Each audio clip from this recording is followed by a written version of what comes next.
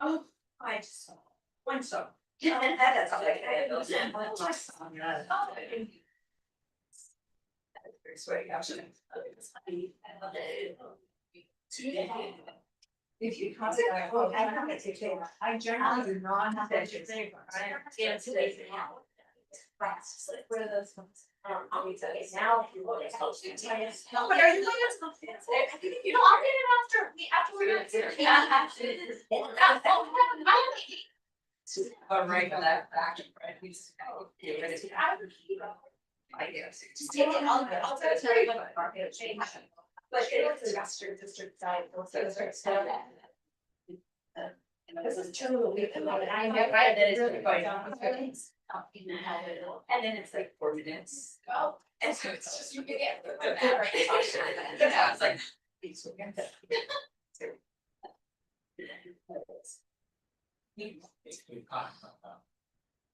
so the city.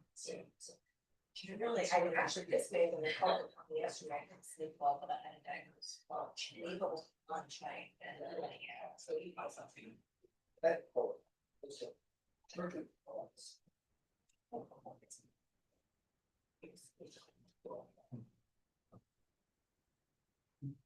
Isn't it? Well, your clicker. It's up there. Oh, no, I got it. Oh, okay. Hey there.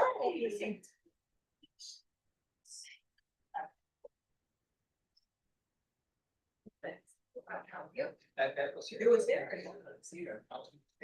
Charge. Like, generally it's not here, so it's. Yeah. Depending on the length of the. They're almost there. Yeah. Okay, I can just go to the, my office.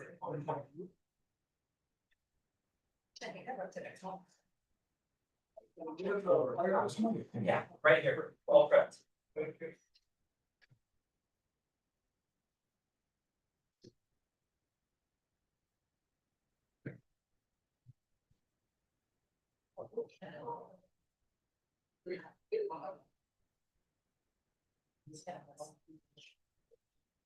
That's what we're looking for.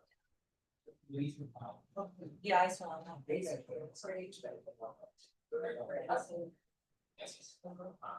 I said, together. And instead of teaching.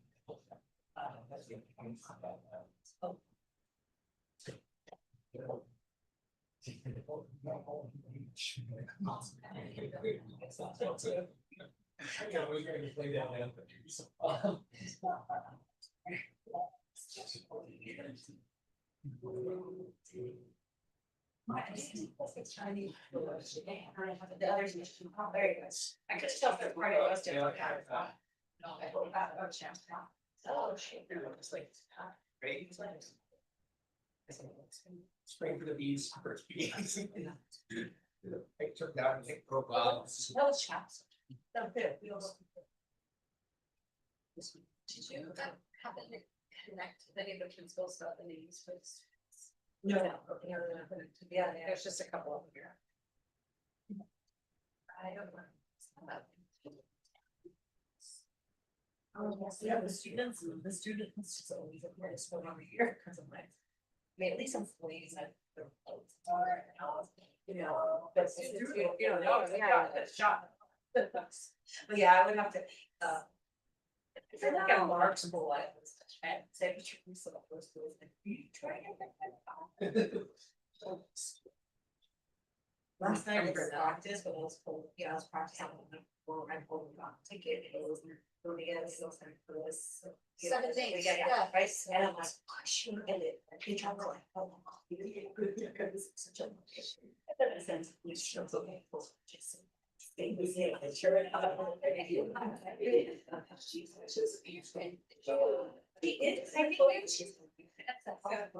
I believe or something like it makes best for high. Did you start as a teacher?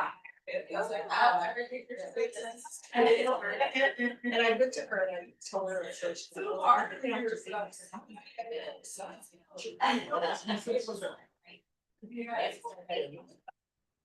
All right, good evening, everyone. I now call to order the regular meeting of the Board of Trustees of Oak Grove School District on May 8th, 2025 at 5:00 p.m. May I have a motion and a second to approve the agenda? Motion to approve? Second. All in favor? Aye. Hearing nobody opposed, the agenda has been approved as submitted. The board at this time will recess to closed session to discuss public employee performance evaluation, superintendent, consideration of public employee discipline, release, dismissal, Government Code Section 54957, confer with labor negotiator pursuant to Government Code Section 54957.6. Persons wishing to address the board on closed session items may use the raise your hand Zoom feature to speak. Please reference the agenda item in your public comment and you will have 3 minutes to speak. Is there anyone to speak to these closed session items? Okay, no comments. So we will now recess to closed session and we will return at approximately 6:30 p.m.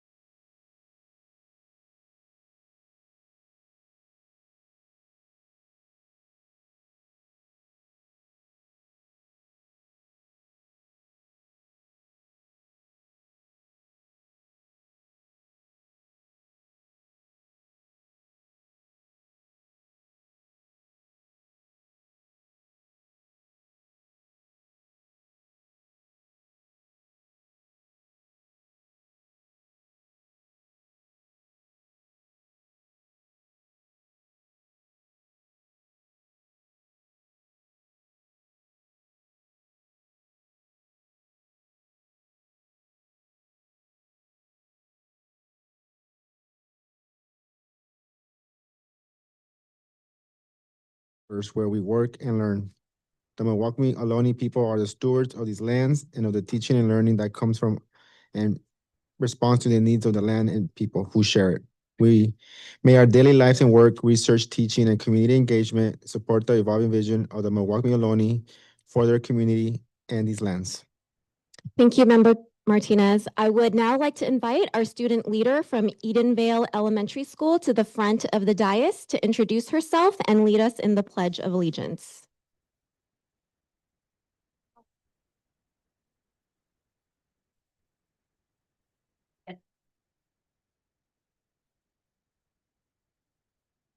Stand in between Nancy and Dr. Childis's table. Okay, right over here. You take this with you. Stand right over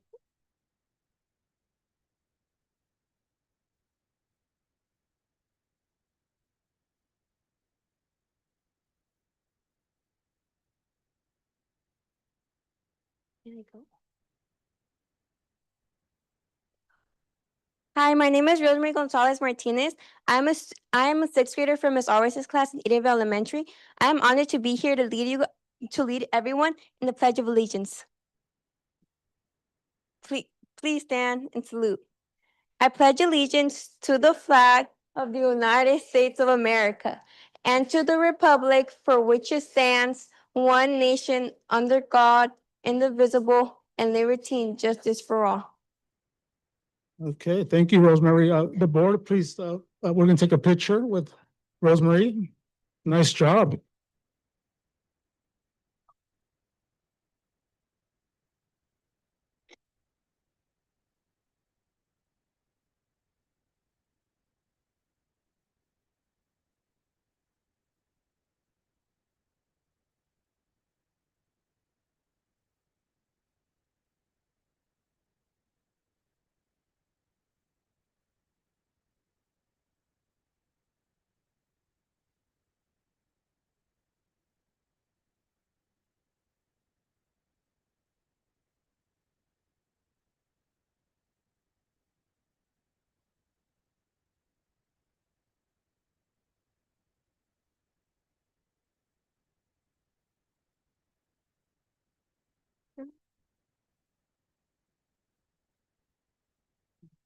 Right, great. Thank you, Rosemary, for leading the Pledge of Allegiance. At this time, we will do our superintendent's report. Superintendent Chaitis, please provide your report.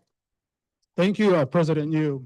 At this time, I would like to invite our guests from the California Autism Professional Training and Information Network, known as CAPTAIN, and the Southeast Santa Clara SALPA, as they will be presenting 2 implementation awards this evening. Our guests here, if you can please make your way up to the podium so that you can present and come on.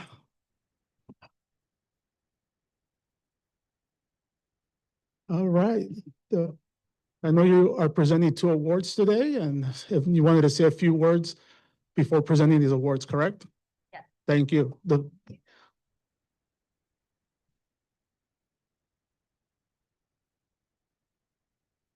Okay, so good evening, everyone. My name is Michelle Villarreal, and I'm one of the program administrators for the Southeast SELPA, or Special Education Local Plan area. Each year, the SELPA brings in a cohort of teachers nominated from our districts to be part of a training and coaching program called Penton. Penton was established in 2015, and it provides professional training in the area of evidence-based practices to support classrooms serving students with autism and/or social emotional disabilities. Penton is a collaboration between members of the Positive Environment Network of Trainers and members of the California Autism Professional Training and Information Network. The intent of Penton is to develop teachers' skill sets and knowledge of implementing evidence-based practices in their classrooms to positively impact student learning. Ms. Corin James was nominated by the district to be part of the SELPA's 24-25 cohort. Originally, Ms. James was supposed to be working with another one of our coaches. However, there were some logistical issues, and I wanted Ms. James to get the full benefit of our program and asked if I could be paired with her. And I am so glad that I asked. What I noticed from my first observation of Miss James's class was how she set the tone for her students, that this classroom was their community. And in this community, we take care of each other. During her morning check-ins with students, I was able to witness her kindergartners having the vocabulary not only to express how they felt that day, but also demonstrate multimodal expressions of shared delight and empathy with each other. What a way to assess students' emotional states, influencing how she approached each one individually, helping to build relationships and prevent challenging behaviors. She was quick to implement many of the other ideas that were discussed after each training and observation session, such as visual supports and the good behavior game. I could just mention something during our discussions without the expectation of implementation, and by the time I came back to visit, it had already been practiced. You should ask her about the good behavior game. This was the first year our cohort included general education teachers, as usually we have special education teachers only participate. Working with Miss James and Miss Cordy gave us a sense of relief and hope to know that there are teachers that want to understand how they can work with all students and keep them learning with their peers to the maximum extent possible. Miss James always asked how she could do things better and was so open to having a stranger in her class as long as it meant that the needs of her students were being met. I will say she and her students never made me feel like a stranger. I was treated as a welcomed guest and a partner in this community. Because of this, I had to recognize and share Ms. James's successes to the folks at CAPTAIN, the California Autism Professional Training and Information Network, and nominate her for the Implementation Award in the area of antecedent-based strategies. To be given this award, the recipient must have used an evidence-based practice as recommended by the National Professional Development Center on Autism, NPDC, ASD, and demonstrate at least 80% fidelity with the evidence-based practice over a 3-month period. Ms. James went beyond that expectation, which is why I'm so happy and proud to present her with this award this evening. I am so honored to have been able to be your coach and know that you are spreading the word about evidence-based practices, not just by talking about them, but by what you do for and with your students each day.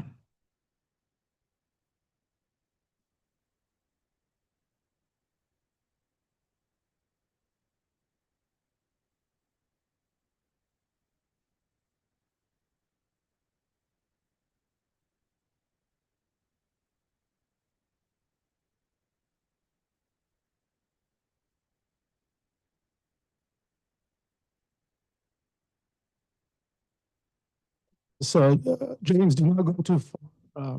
We're going to be taking a group picture with you after Ms. Cordy gets her award. So, and then we'll take a picture all together here. Congratulations. Good evening, members of the board and guests. My name is Helen. I'm a program administrator also at the Southeast Santa Clara SELPA. And I had the great pleasure and privilege of working alongside Ms. Cordy this school year. Coaching Ms. Cordy was a rewarding experience. As my first general education participant, she approached the training with genuine enthusiasm and a strong commitment to supporting her students. Ms. Cordy was eager to learn and consistently applied new strategies with intention and care. She demonstrated a deep dedication to addressing the growing social, emotional, and behavioral needs of her students, always aiming to create an inclusive and supportive classroom environment. Throughout our sessions, Ms. Cordy asked very thoughtful questions that reflected her desire to connect theory with practice. She actively envisioned how strategies could be adapted for her students and was quick to implement new approaches following our meetings. Her openness to feedback and willingness to try new ideas made our collaboration both productive and inspiring. Ms. Cordy's use of responsive visual supports had a noticeable impact on her classroom. These tools facilitated smoother transitions, promoted independent work, and reinforced consistent behavioral expectations. With each visit, I observed her practices becoming increasingly responsive and effective. She also took meaningful steps to support students who were mainstreamed into her class, including the creation of visual choice boards to aid self-regulation and provide structured breaks. Thank you, Ms. Cordy, for your dedication to student well-being and for embracing a mindset of continuous growth. Your commitment to inclusive, student-centered practices sets a powerful example. And I'm very happy and proud to present you with the Implementation Fidelity Award for visual supports.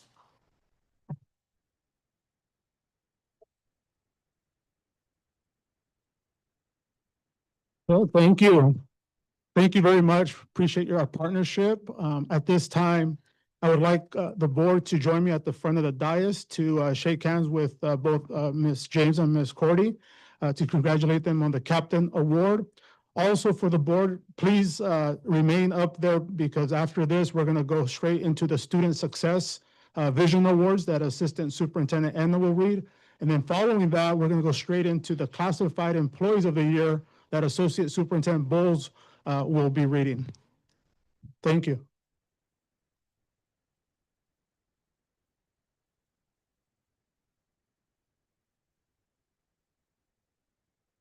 Yeah. She don't. They share it.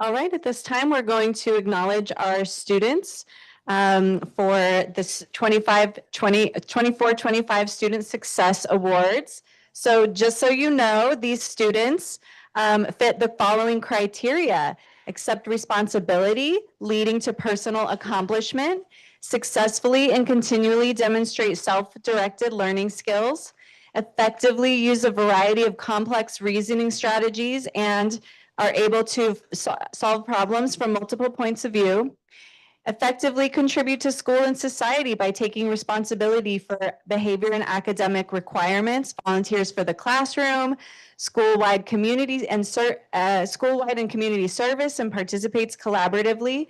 These students assume constructive leadership roles in the classroom or school, and finally, effectively and constantly demonstrate academic excellence in all core curricular areas. So help me in congratulating the following students. First, from Adventure, 7th grader, Shreya Guru Prasad.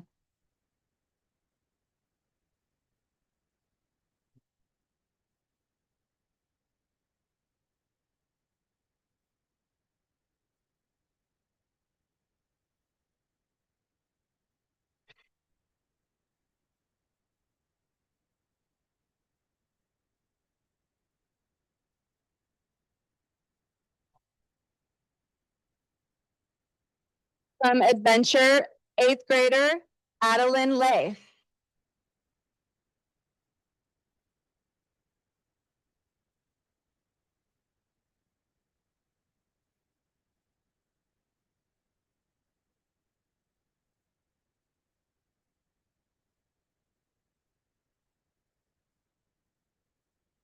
Congratulations. From Anderson Elementary, 5th grader, Selena Huynh.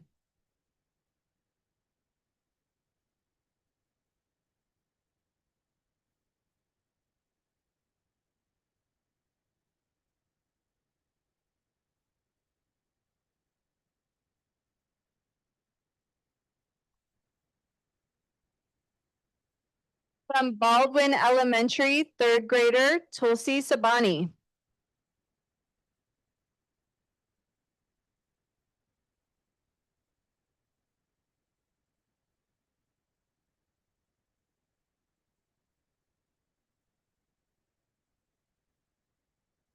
From Baldwin Elementary, sixth grader Layla Davis.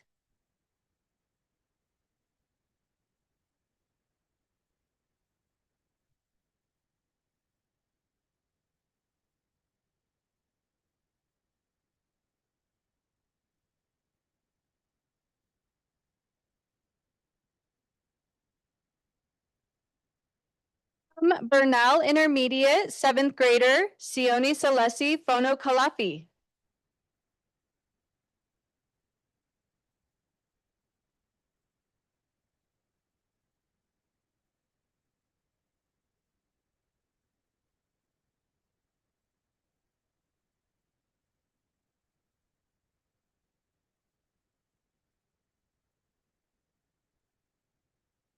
Nice. From Bernal Intermediate, eighth grader Blake Grunder.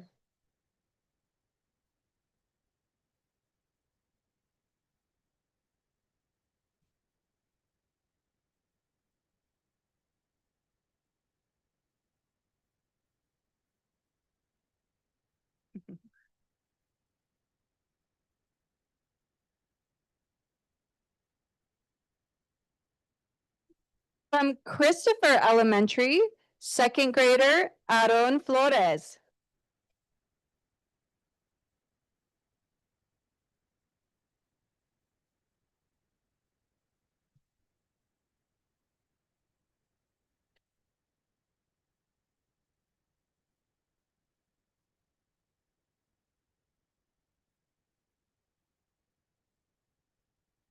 Also from Christopher, sixth grader Emilio Gonzalez Soto.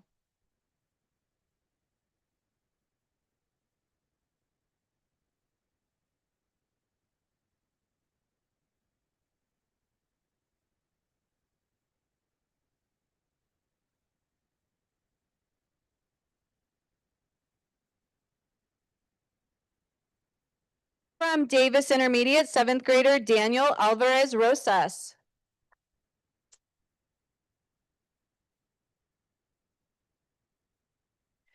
From Davis Intermediate.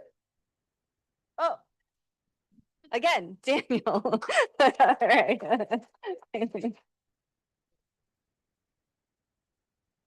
Oh, I was like, okay.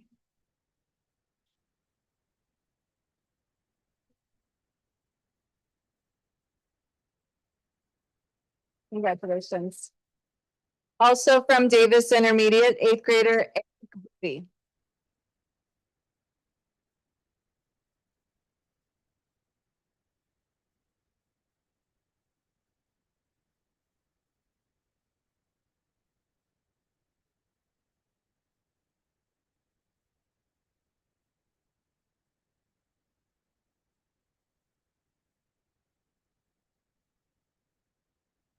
From Del Roble, third grader Jacob Hernandez.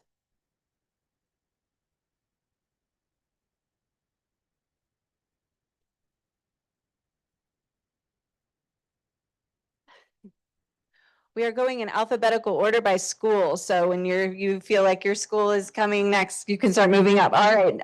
So from Del Roble, sixth grader Ellie Tran.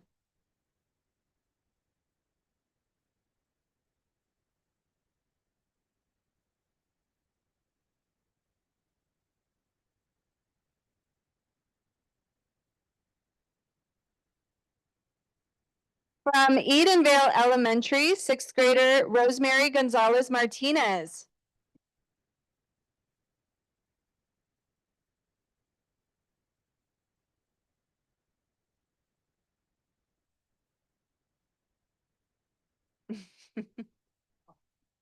Mamarazzi.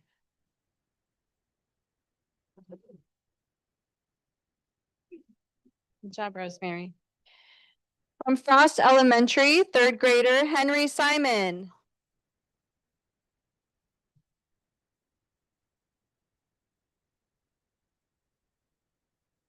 From Frost Elementary, sixth grader Layla McKenzie.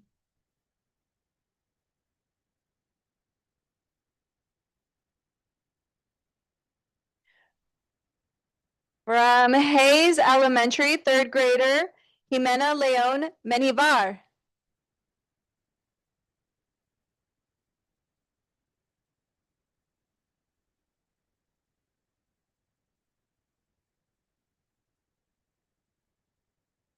I heard cheers. Is Jimena here? Oh, she's coming. Okay. That's it. Oh, okay. You were just cheering. Okay. Threw us off. Hayes Elementary sixth grader Tiffany Alvarez Verdin.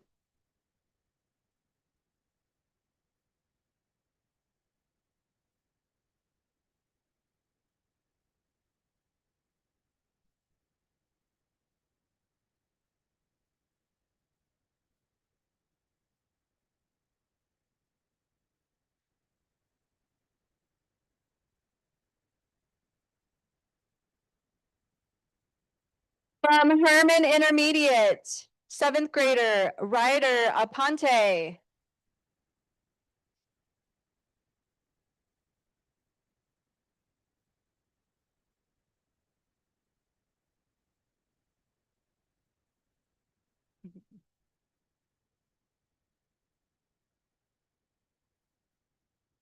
From Herman Intermediate, eighth grader Jerome Diaz Rocha.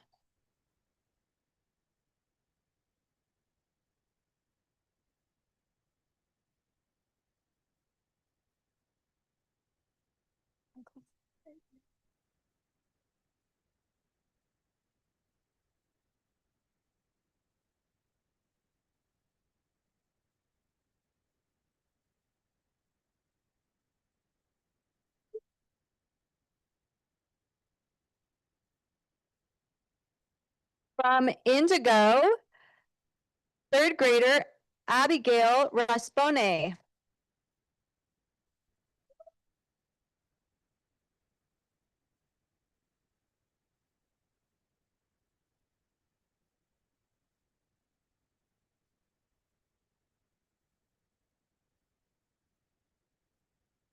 From Indigo, fifth grader Adriana Sherwin.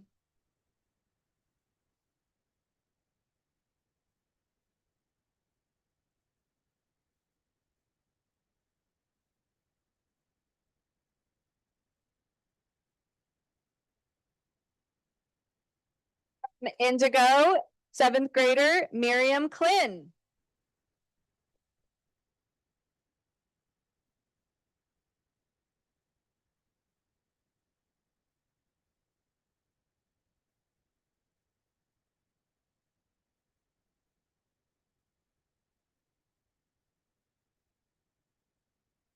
Indigo, eighth grader Noah Dunn. Thank you. From Ledesma Elementary, first grader Aries Becerra.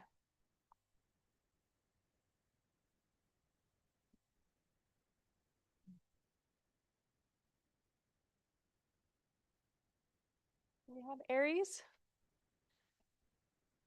From Ledesma, fifth grader in Sanchez.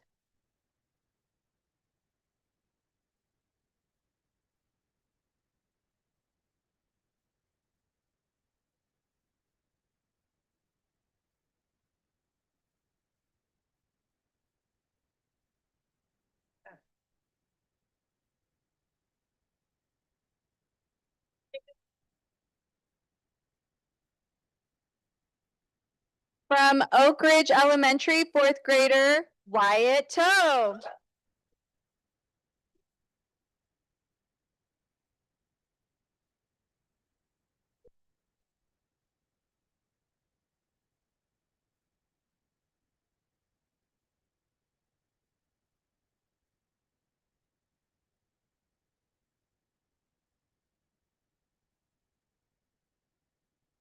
From Oak Ridge Elementary, fifth grader Kent Lay.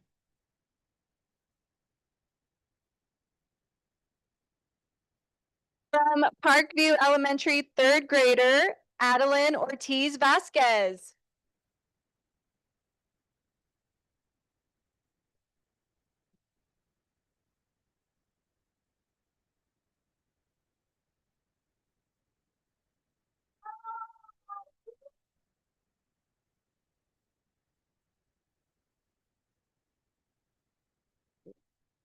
From Parkview Elementary, sixth grader, Mabel Hua.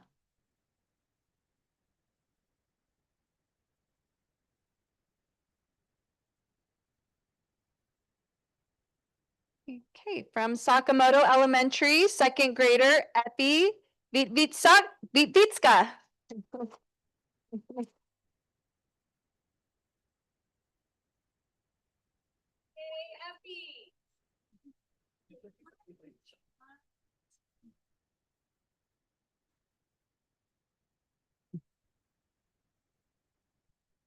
From Sakamoto Elementary, sixth grader, Dean Asuino.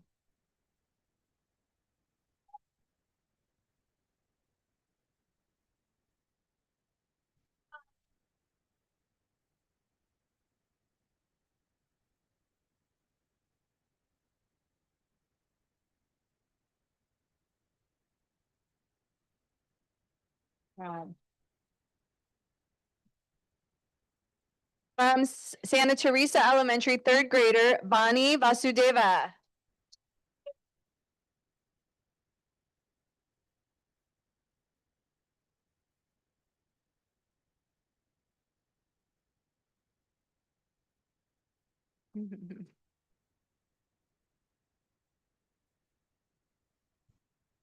From Santa Teresa, sixth grader, Amuya Yatiraj.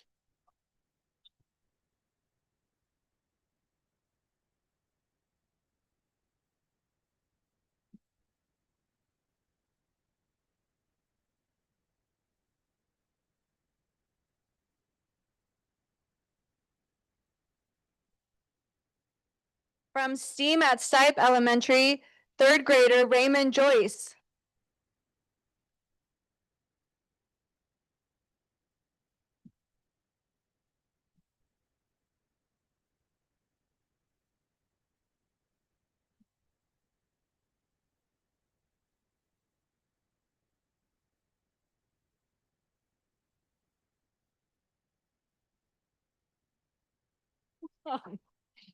From STEAM at Stipe, sixth grader, Kim Liu.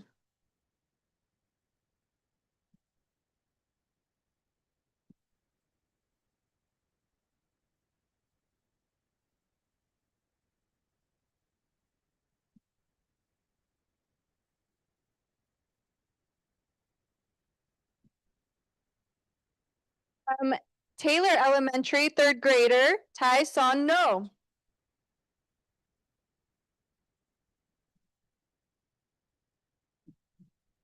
From Taylor Elementary, sixth grader, Natalie Howard.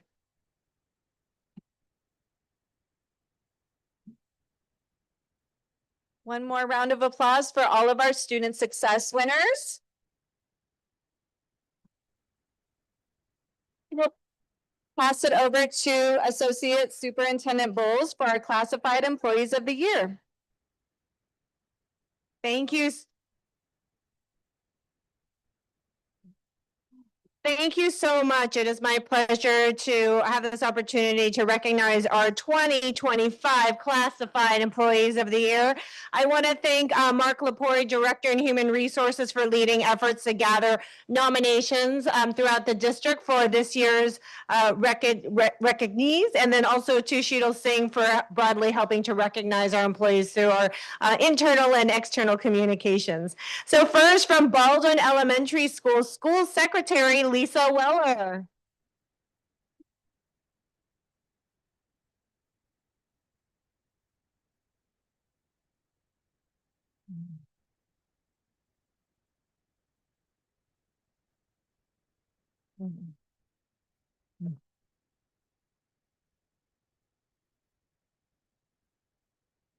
Next, from Burnell Intermediate School, School Secretary Eileen Rosansky.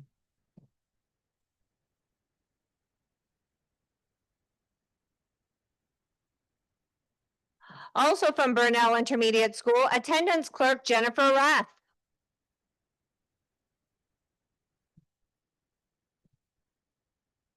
From Business Services, a Purchasing and Financial Technician Annie Badar.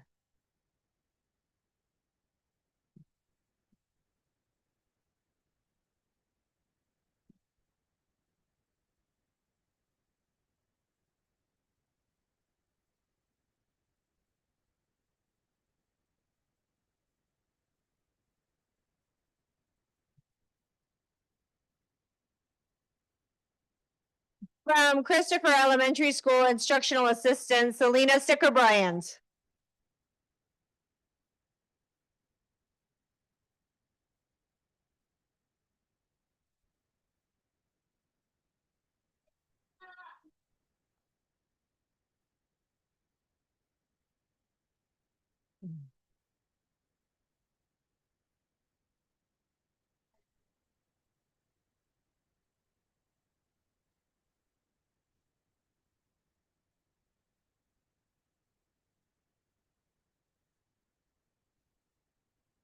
Educational Services Division Administrative Secretary Debbie Rothaker.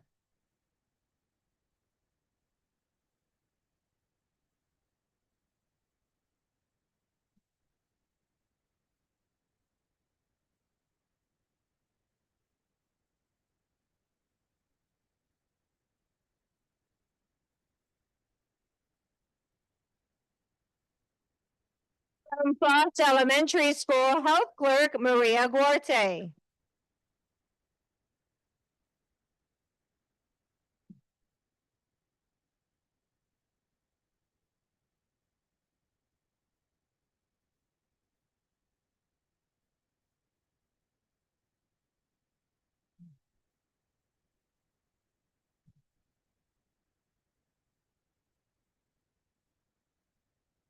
From Hayes Elementary School and Child Nutritional Services, Food Service Worker Wan Swang Wen.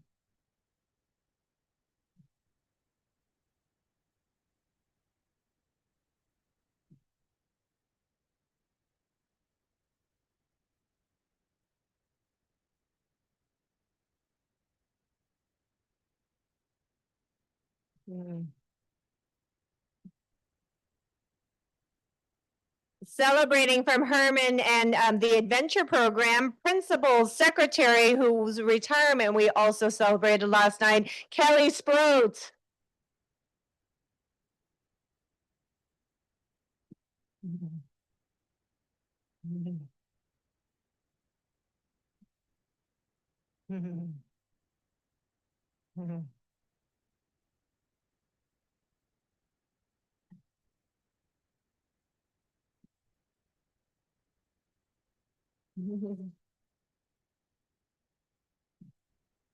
And Instructional Assistant in Special Education, Linda Grieve.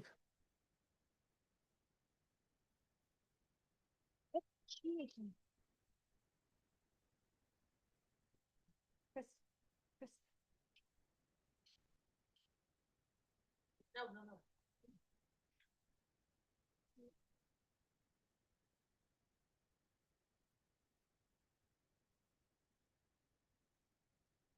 From the Human Resources Division, Return to Work Specialist, Veronica Navarro.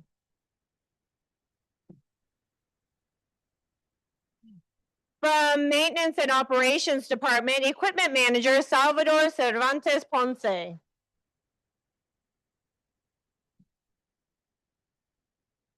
And Gardener, Hector Perez.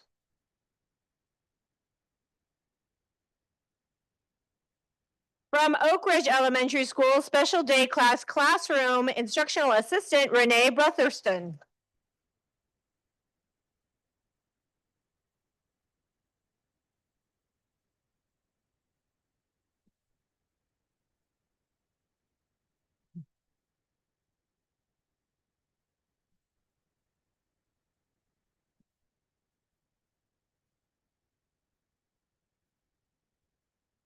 From Sakamoto Elementary School, Health Clerk, Renee Glick.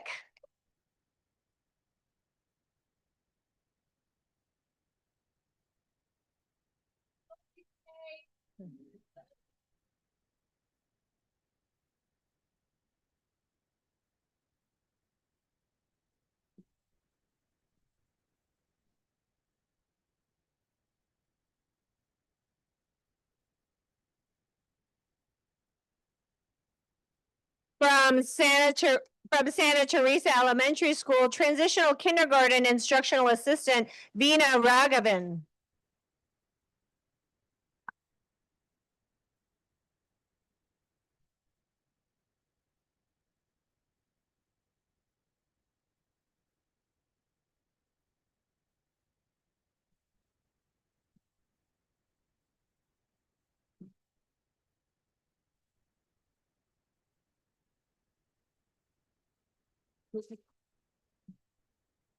From Taylor Elementary School, School Secretary Sherry Campos.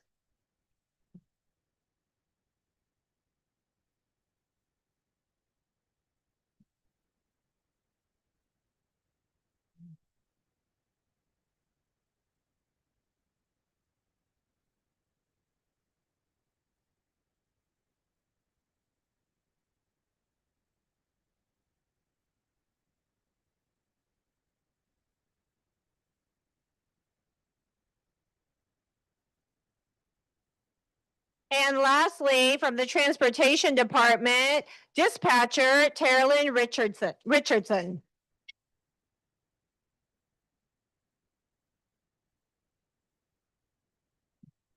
And at this time, we'd like to ask all of our 2025 classified employees of the year to come up to the front for a group picture with the board and the superintendent.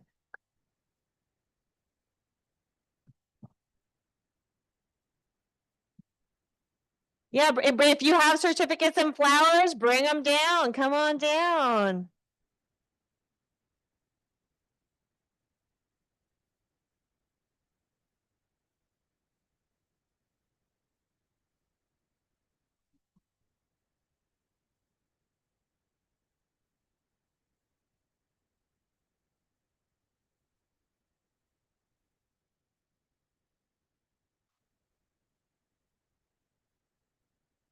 All right, over here,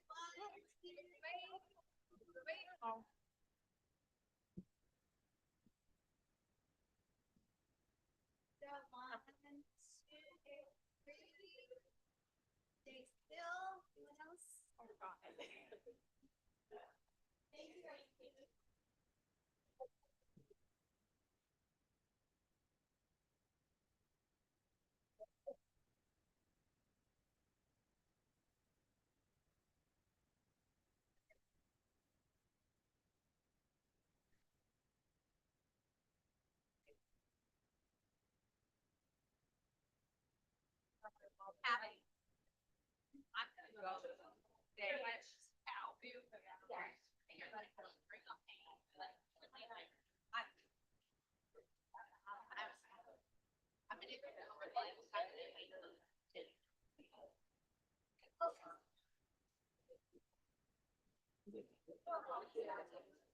All right, we will resume.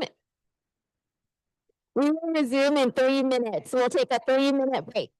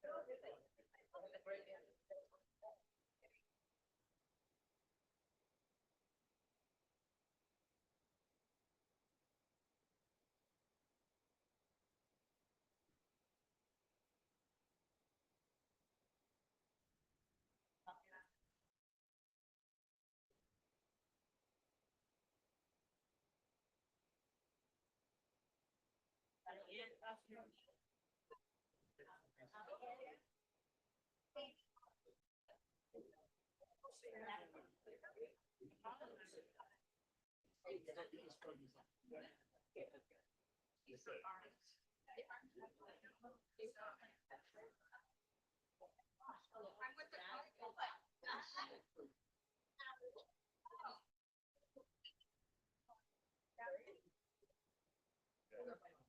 don't know if there really is.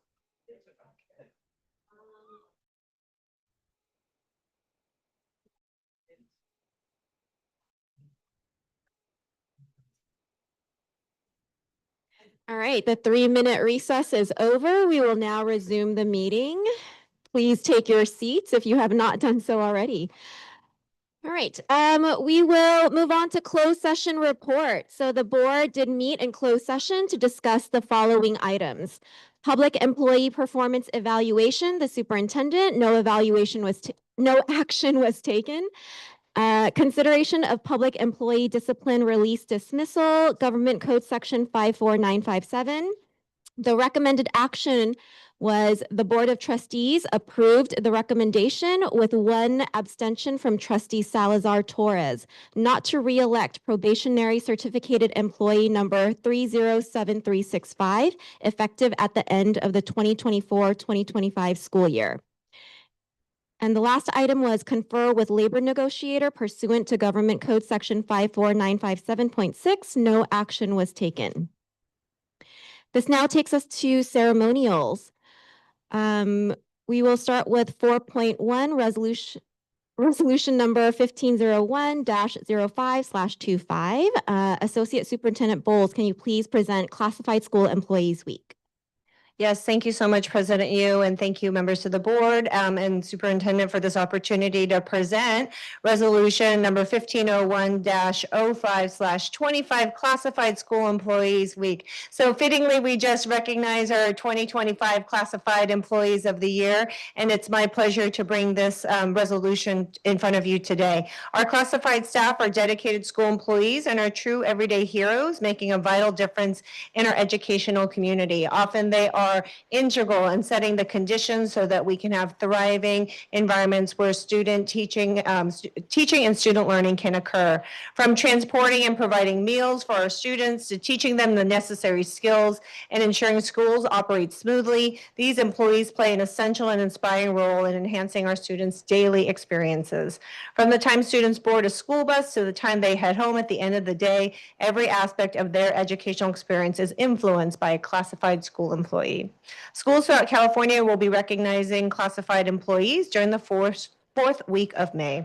It is recommended that the Board of Trustees adopt Resolution 1501-05/25, recognizing Classified Employees Week as May 18th through 24th, 2025, as presented. Thank you, Associate Superintendent Bowles. Can I have a motion and a second? Motion to approve. Second. Any public comments in person or online? Board discussion? Okay, let's do a roll call vote, please. Member Yolakar, Member Martinez, Aye. Member Torres. Aye. Vice President Obear, Aye. President Yu. Aye. Motion carries. Thank you. We will now move to item 4.2, resolution number 1502-05/25, recognizing the month of May as National Asian Pacific American Heritage Month. I have the great honor of bringing this to the board. So a few years ago, I had the honor of authoring this resolution that recognized May as Asian American and Pacific Islander Heritage Month in our district. It was an important step towards celebrating the cultures, histories, and contributions of our AAPI students, staff, and families. Since then, it's been very encouraging to see more AAPI representation in Oak Grove. I'm proud to be the first Chinese American woman to serve on this board and to serve alongside our first East Indian American board member, Trustee Jogulkar. These milestones reflect real progress and our district's growing diversity. Tonight, I bring forward a resolution to reaffirm that recognition, not just as a symbolic gesture, but as a continued commitment to building a more equitable and representative school community. Can I get a motion and a second? Second. Any public comments in person or online? Board discussion? Okay, let's do a roll call vote.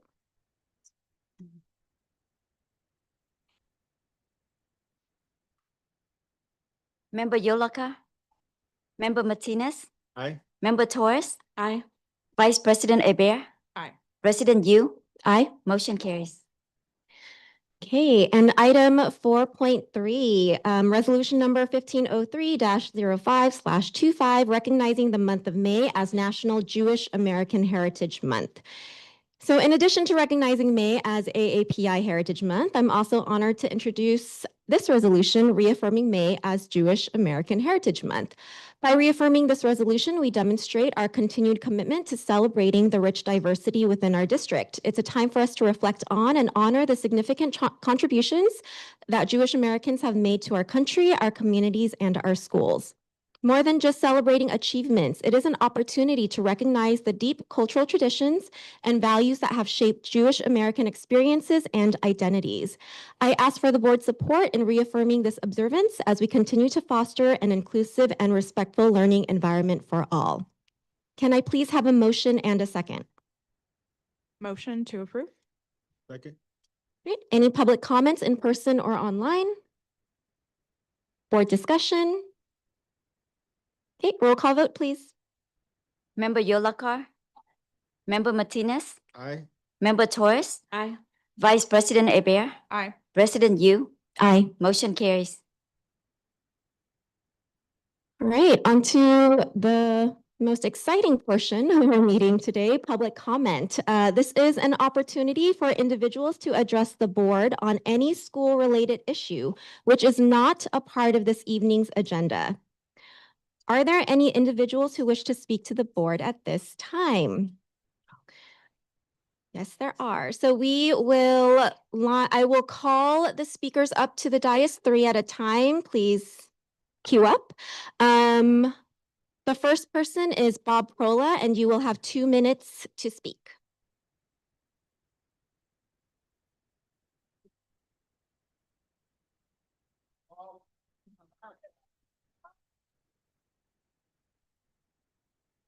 Good evening, board. So this school year started out really exciting. We had a brand new superintendent at last. We were excited about that. He brought some new energy, some new ideas, and he had a great slogan, "Together we rise." So we've entered negotiations at this point in the year, and to say I'm disappointed would be a massive understatement in what has happened so far this year. Right now, this school district started the school year with $45 million in reserves in the general fund. They had another $34 million in reserve in Fund 40. For a point of reference, a 1% raise for the Oak Grove Educators Association would only cost $600,000. So we're asking for 6% and some money for the out years as well. That's what we need to do right now. So at this point, Yvonne, the ball's in your court. You need to make this happen, right? Your employees are hurting right now. We live in one of the highest cost of living areas in the country. We've been paying steadily more out of pocket for our healthcare benefits for years, and to have you offer us nothing on that is a slap in the face. Our healthcare benefits for a Kaiser family member have gone up and ballooned by 5 times as much as they used to be. 2 years ago, you'd pay $100 out of pocket per month on that. Now you're paying over $500. So does that mean that we're not welcoming families to teach in this district? So Yvonne, now's the time to start working with us to make this right, because together we rise, Yvonne. I agree, but divided, we fall.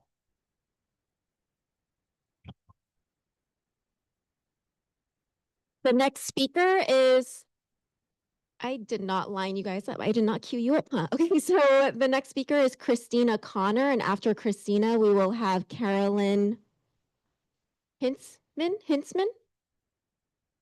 So Christina, please come up first.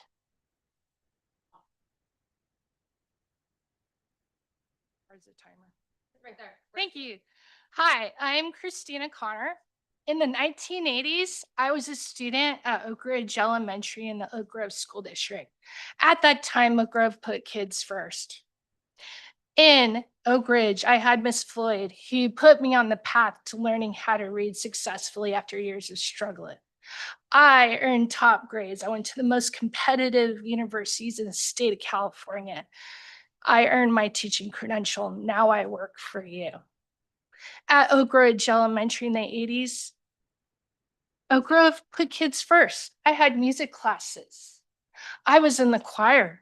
I went to music class once a week with my teacher. I did after school choir. At Herman, I had Miss Farmer in band. That led me to be in the Sacramento Youth Symphony, the All-State Honor Band. Now I play with the South Valley Symphony and I'm section leader at the San Jose Metropolitan Band. Oak Grove invested in me. Now it's 2025. Oak Grove needs to invest in kids again. You need to pay your teachers more. $112,000 for one adult to pay rent in Santa Clara County. That means the vast majority of your teachers are considered low income. That implies stress, that adds stress to their families, stress academically, pressures to make the budget work, to pay for your family and housing. That means they're wasting a lot of time and energy and stress and let down feelings. That means the next day they can't put their kids first. So 2025, it's time to put kids first by supporting teachers. Thank you.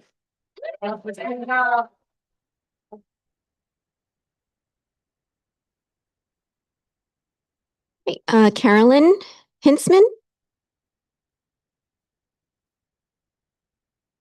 After Carolyn, we will have Jean / Miss K. And then after that, we will have Tiffany Paulini. Good evening, board. All I have to say is that this morning I spent an hour proctoring state tests. I then taught my 5 classes of 7th graders, stayed after school for 2 hours in a meeting and then grading papers. And at the end of my long day, I go home and all I know is that I am in a school district, one of the lowest paying school districts in Santa Clara County. And I honestly don't know how I sleep at night.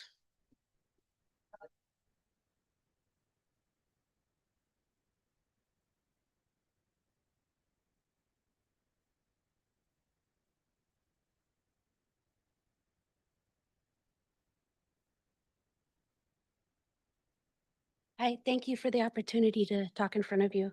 I speak only for myself. I'm part of the union, but I'm speaking for myself. Be afraid, I have some Post-its. California has a shortage of SPED staff, and it will get worse. California is expensive. We have eggs, toilet paper, and tariffs on the rise. That cannot be controlled at this level. But the buck stops here. There are simple things the community can do. Forget Teacher Appreciation Week. We need to be appreciative and respectful to everyone all year long. Certified, classified. Everyone deserves dignity and respect in this job. I feel like I'm a different kind of teacher because I work in special ed. I have a lot of IEP splaining from other people who don't understand my job, and it's demeaning and disrespectful on the regular. I feel like there's a lot of disrespect right now because of the lack of sincerity with the proposal for salary and health benefits. And this makes me think, what are the other people who are important in our community getting? The IAs, the one-on-ones, the custodians, cafeteria workers, and health clerks. Those are the people who matter too, and we need to not forget that. I wanted to bring a point that there is a big pressure cooker and you're wearing people out by not addressing the problems. The previous director said some stuff that was untrue because she had not been a case manager. You can't promise that there's gonna not be initials and you're gonna exit kids when you aren't a case manager. You can't exit kids who have dyslexia and ADHD, autism, and orthographic mapping problems like dyslexia. She shouldn't have spoken like that. So what I'm hoping for the next director is they do some research because there's inclusion on the horizon and we're not prepared. I had more, but I ran out of time.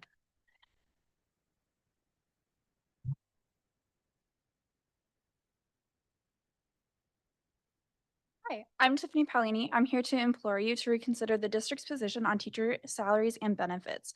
The counteroffer recently made was not only disappointing, it's an insult to the work of educators. It sends a clear message that the profession of teaching and the people who devote their lives to it are not valued. We understand that the budgets are complex, and we've been told that the argument that there isn't enough money, but the numbers tell a different story. The district began the year with $45 million in general fund reserves and an additional $43 million in Fund 40 reserves. That's $79 million sitting unused. Even if these funds were placed in a conservative 2% high yields account, that's over $1.5 million in interest alone every year. So let's be honest, the issue is not about the availability of money, it's about priorities. We aren't asking for luxury, though we should be. We are asking for a living wage. We're asking and begging for the ability to support our families, remain in the communities we work in, and continue the job that is foundational to every other profession. I'm currently making $65,964 a year. With student loans, a master's to pay for, and retirement to save for, it's not even enough money to pay rent. I commute every day from Gilroy, where I live with my parents, in a car with no heat and no AC because I can't afford to fix it. I grew up in this district. I went to Taylor, and I can't even afford the rent here. When the new apartments on Cottle were built, they were the same price every month in rent that my parents were paying for their mortgage. My nonu bought 2 houses here on a teacher's salary. My aunt worked here in Sakamoto for over 10 years, and the house that she bought in her townhome over doubled in price. She bought it in 2008 for $475,000, and it's now over $90,000. How are we supposed to keep up with this? The district hasn't doubled its pay since 2008, so where are we supposed to live? How are our own students supposed to afford this when they graduate and start working? If you aren't providing us competitive wages, you're telling our students and us that we aren't worth it.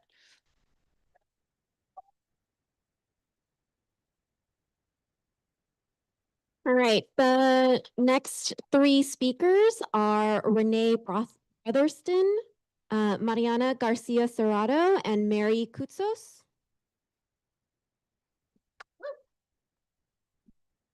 Hi, everybody. Good evening. So I am actually a CSA rep, but I'm here because OGA and us have to work together all year long. So there's no reason why we're not here supporting. So just know this talk is from the heart for the majority of your staff. So first of all, thank you. You guys did a quick response to our losing of a director and rehiring, and you stayed in-house, something we've asked for years. So I want to say thank you because that means the world to us. I want to say thank you to starting an onboarding process for your new staff. You guys introduced the handbook. You're allowing more shadowing to occur. However, here's the downside. Not every new staff member gets it. It's selected based on, can we get a shadow day? Can we afford one? Well, they had some experience. That doesn't work. You're setting us up for failure. Your recent staff member just told me they sent me into the lion's den with not even an ounce of support. That is what your new hires feel. They're being sent to a lion's den. And guess what? I've been in OGSD for 9 years. I said the same thing when I got hired. That's a problem. Number 2, now I have a favor. Recently, there was an email regarding ratios. These are false. They are accurate. I'm not saying they're not accurate, but they're generalized. They look at a bigger concept of making it broad, but this is false. This is not your classroom. This is not your teacher struggles. This is not your students' overwhelming day. You guys need to redo those ratios because right now I'm in a classroom and it's 1 to 7.5. So to have a ratio be sent out that looks like at 1.35, that's a big difference. So I'm not saying they were intentionally inaccurate. I'm saying we didn't do our research to really look at what is your staff and more importantly, what do your students that we promise small classrooms go through. I need a few more favors from you. I need to think about our lowest restrictive environment. That's what we pride ourselves on. While more adults in a room does not fix your problems. And that's all we have done. And I'm sorry I'm out of 2 minutes. I make this really fast. But the more you throw adults in a room, that means you're increasing our problems. You're increasing the students' problems. You need to actually look at student placements, making sure that the staff who work with the students are doing the evaluations. And last but not least, your RBTs. I know what they were hired for. That is not what they do. They are not training us. They are not supporting us. And in fact, they walk away from the student. Thank you, Renee. So you guys need to think about supporting your current staff and not the RBT process.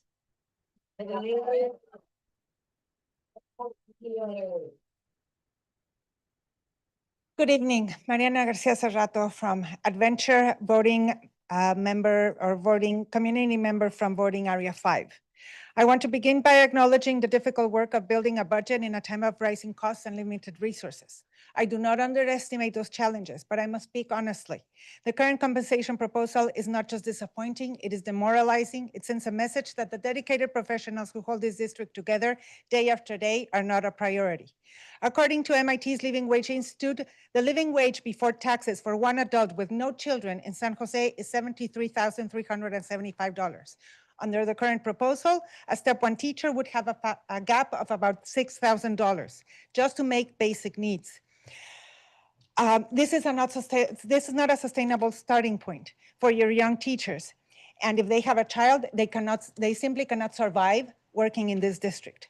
But even more concerning is what the proposal says to experienced teachers, less than 1% for some and no increase for anybody else. At the same time, there is no proposed increase in district contribution for benefits, meaning that in real terms, many of us are taking home less and struggling to pay our bills. According to the Bureau of Labor Statistics, the cost of living has risen 6.3%. At a bare minimum, any compensation plan that fails to keep pace with inflation is in effect a pay cut. In a recent response to me, Dr. Chaidas shared that the district provided an 18.5% increase to teacher salaries since 2021, which he noted is above the countrywide average for the same four-year period. While this sounds promising, at first glance, the difference is marginal. The countrywide average is 18%. More importantly, if we are going to talk about averages, we must be honest about where Oak Grove stands. The average teacher salary in the county is $100,000 a year. At the lower end, in the 25 percentile, it is about $72,000. Oak Grove's average teacher salary is $69,000. Oak Grove is below both benchmarks. I just want to say, this isn't about greed. This isn't about stability. It's about dignity. It's about ensuring that teachers who love this district don't have to leave just to survive. Thank you.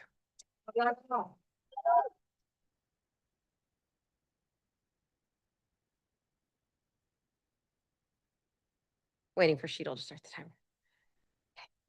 All right, I'm Mary Kustos. I am a special day class teacher at Oak Ridge. Renee Brotherston is my IA, and I'm here to pretty much piggyback on what she said. Of course, I support all my colleagues on the raise. I don't even want to talk about the proposal. It was just disgusted me. But I do want to talk about the email that was sent out on Monday, May 5th, about the special education ratios. I did email some of you all about that, and I really appreciate your response. It helped me understand where you guys were coming from. But I just want to publicly comment on where I'm coming from.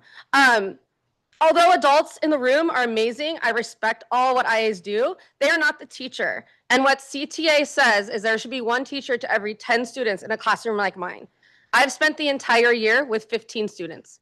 I've been teaching 30 years. That is more than I've ever had.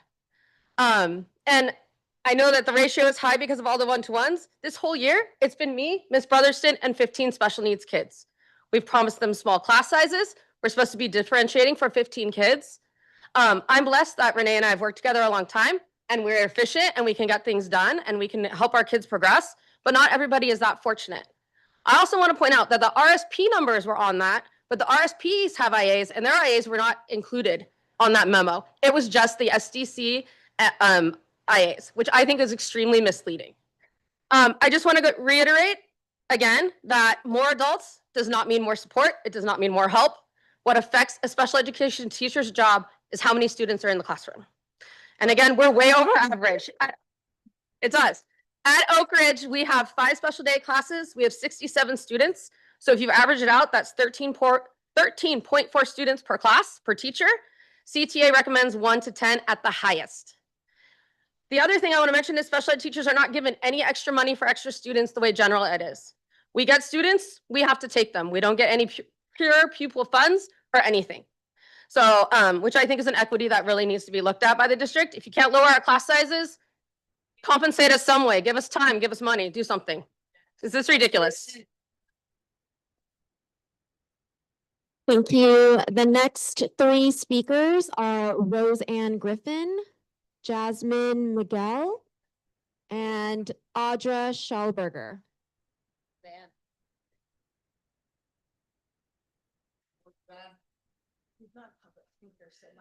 system's coming because I'm scared to death. Okay. All right. Hi, everyone. My name is Roseanne Griffin, and I'm a special day class teacher at Oak Ridge Elementary School. Tonight, I want to talk about something that we should never have to be here asking for, and that's smaller class sizes in special education. Students with disabilities rely on our personalized support, our routine, and a calm environment, and things that become nearly impossible when class sizes are too big. The recent logic has been to simply add more staff to help. And while increasing staff can be helpful in some situations, it doesn't fix the deeper issue, which is the classroom environment. Crowding more adults into an already overstimulating space often leads to more noise, confusion, and inconsistency, especially for students who rely on the structure and calm to regulate their emotions.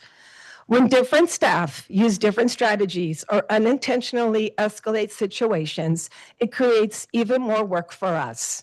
Our students don't need more bodies in the room. What we need to do is lower our class sizes and focus on placing students in the appropriate programs and creating additional programs that better meet their needs. Large class sizes are also demanding on us. You're not just asking us to teach, you're asking us to write, manage, and hold 15 IEPs, develop differentiated lesson plans for every student's goals and needs, collect data on progress, implement behavior interventions, complete detailed documentation like report cards, goal updates, service logs, and the list goes on. We are overworked and undercompensated with a stipend that barely reflects the demands of our job. What's even more disappointing is when data goes out to the community inferring that our classrooms are appropriately staffed and functioning when it's clear that they are not. These kinds of messages aren't just misleading, they're deeply discouraging. They dismiss the real challenges we face every day, and this delays the support and changes we need. We have a chance to do better, so let's do it.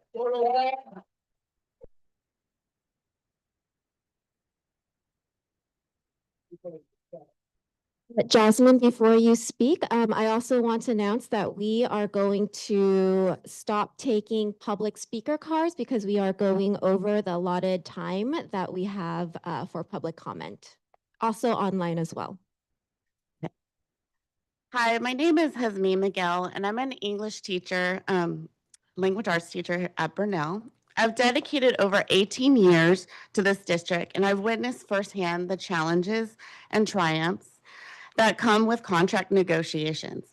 As a former member of the bargaining team, I'm well versed in the interpreting district budgets and understand the fiscal realities facing public education.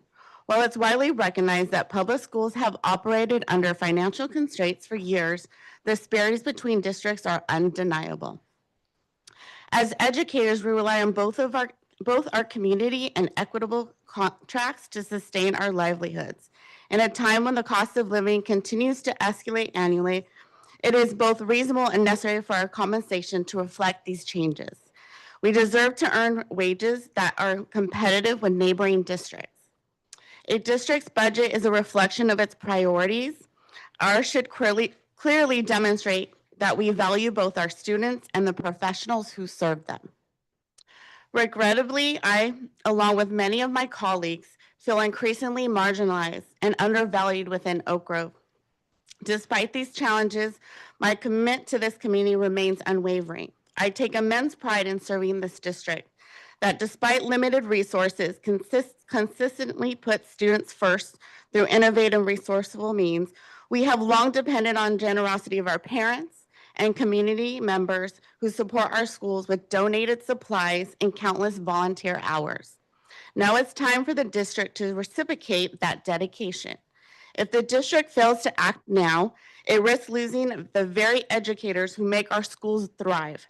But with fair and just compensation, we can attract and retain passionate, high-quality teachers our students deserve. Thank you for listening.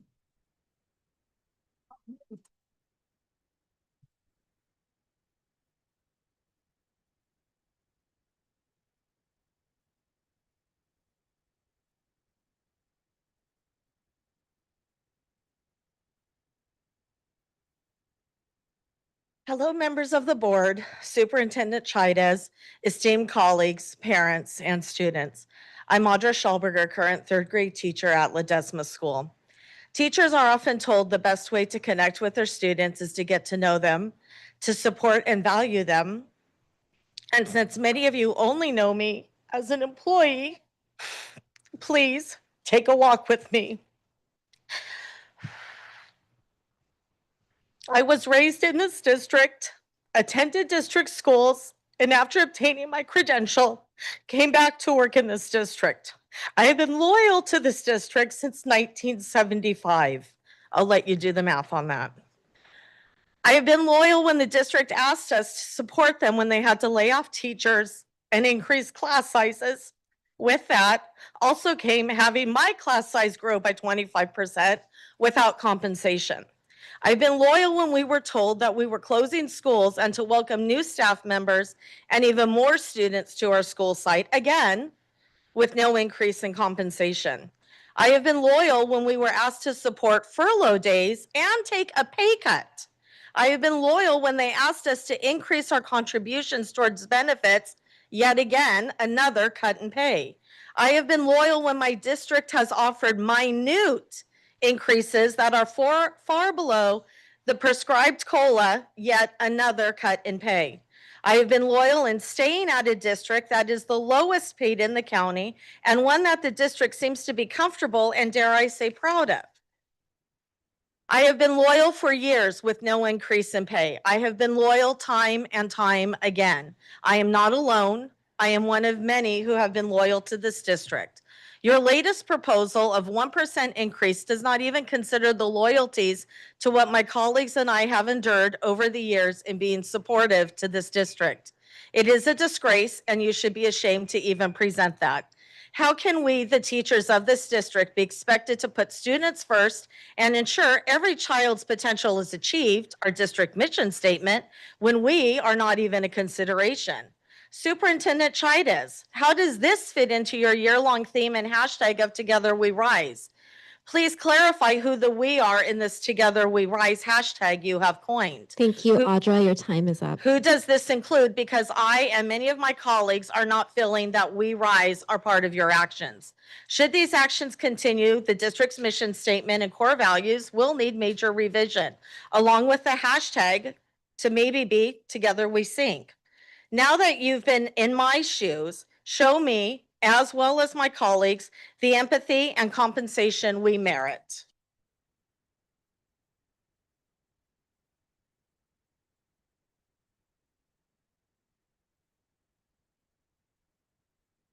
The next three speakers are Laura Alvarez Villa Ramirez. After her is Nicholas Berry, and then Anna Koski.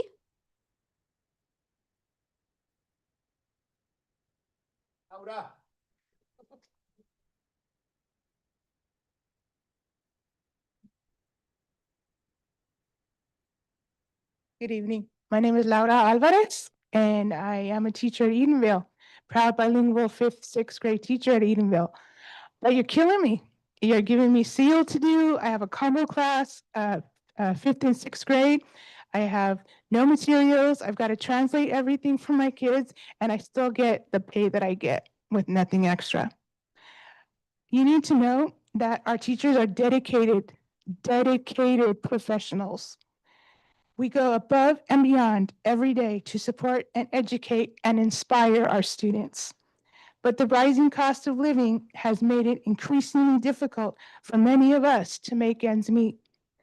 In fact, a number of us teachers are working second jobs. I do a second job just to stay financially afloat. That should never be the case for professionals who are entrusted with shaping the future of our children. We deserve to be able to focus on our classrooms without added stresses of financial insecurity.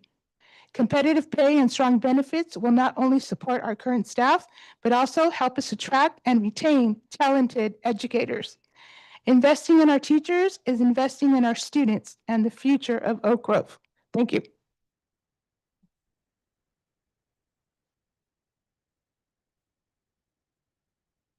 Nicholas Berry, Hayes, 1st grade. A 1% pay increase with inflation as it is now is effectively a pay cut. It's not a salary increase, 1%. In real terms, we are not able to spend, to buy as much with the money that we have now. And 1% ongoing for the next 3 years would really lock in a pay cut for 3 years. And we just can't have that.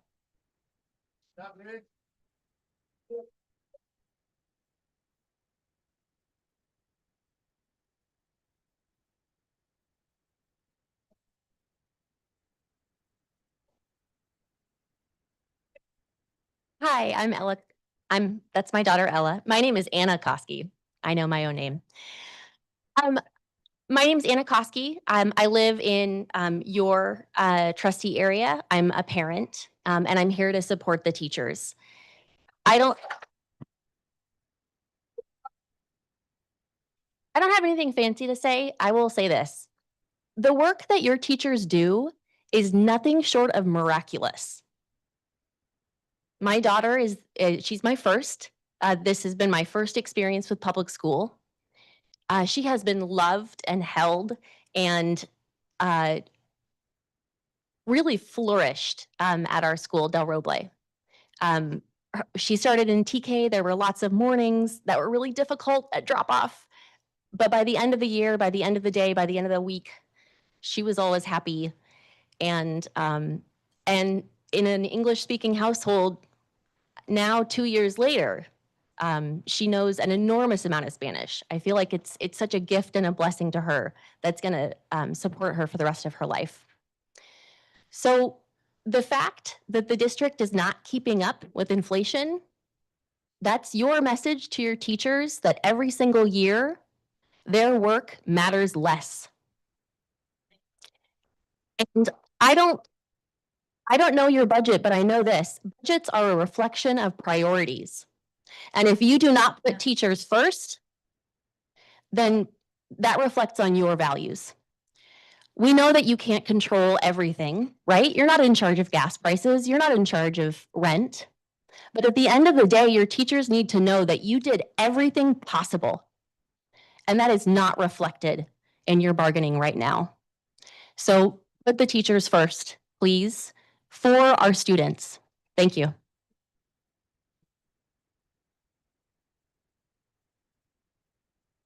Thank you. The next three speakers are Anna Marie Matthews, then Brenna Jewell, and Nichelle Vas. I'm sorry. Good evening, everyone. Thank you for letting me speak. I've been with the district since 2015. I've held a variety of roles from special education, teacher, SDC, RSP, and I'm grateful and very fortunate and blessed to be able to be on the VAPA team teaching theater arts. This is my colleague, Kevin McCullough. He is our music teacher. He is on the VAPA team as well, and he couldn't be here tonight because he's working his second job. And that's what I wanted to speak to. I have a second job as well. I am a pet sitter and I didn't go feed the pet I'm supposed to feed this afternoon. So I'm going to run up there tonight and make sure that little cat gets fed. But the point is I'm really concerned, and I know we all are, about the 1% offer. It's really not sustainable. And I'm really concerned about it. I'm scared. I'll be honest. I have 2 kids in college, 1 in high school. I don't know how we're going to do it. And then there's retirement looming. I don't know. I'm just up here to say, please rethink all of this. Please think of the teachers and for all of the work that you do. I'm grateful. I know it's hard. It's got to be hard. I have no idea what it's like to have to do this, but I can just say, please think of us, and thank you again for your time. Good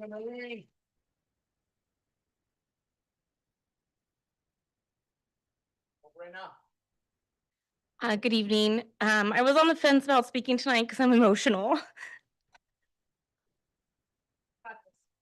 When I speak at board meetings, I usually speak on behalf of everyone else, my brothers and sisters in OGA. But tonight I'm speaking about myself, which is hard for me because my love for Oak Grove runs deep. Last night we celebrated years of service and retirees at the recognition dinner, but all night there was a cloud hanging over my head because every 3 years we have to beg for a raise. The recent compensation offer was insulting and divisive. In a district that focuses on equity, it's hard to wrap my head around an offer that is a different percentage based on years of service. With 16 years of service, I would qualify for 0.25% raise. And it's just plain isn't fair to have a sliding scale offer because, and that's the message it sends to us, is that we don't all deserve the same pay increase. With our big increase recently in out-of-pocket healthcare contributions, our take-home pay has decreased significantly. And I, like many of us, are struggling to make ends meet every month. As many of you know, my husband and I put our life on hold to build a family. We battled infertility for 5 years, and we spent our savings on treatments, out-of-pocket treatments. We also recently had an opportunity to purchase a home in Sakamoto neighborhood that we didn't think was ever going to be possible. And now my paycheck doesn't even cover half the cost of our mortgage, taxes, and childcare for a toddler. There's a fight in me now that I'm a parent because my son is going to grow up in the district that I love. And I want him to receive the education that everyone deserves. And I want him to have teachers who love their school and district, teachers who feel supported, valued, and happy. And right now I can't put my students first when I'm tired of begging for higher wages every negotiation season and feeling like I'm not even worth a 1% raise. Thank you. Right on.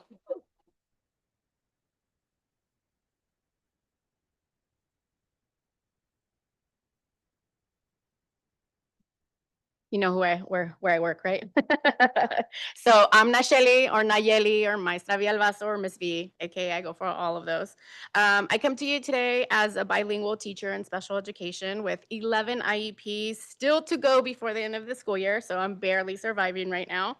But recently, one of the friends of ours that we went to a party with, she is a highly qualified speech pathologist, asked for a referral to work at our district.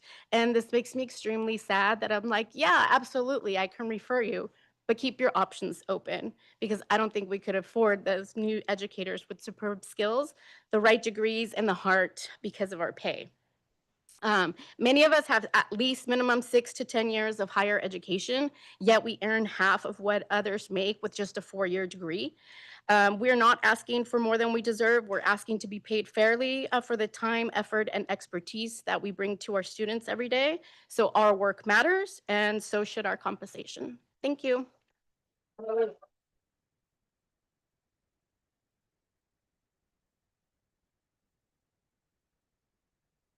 Right, our next in-person speaker is Cassiel Ariola.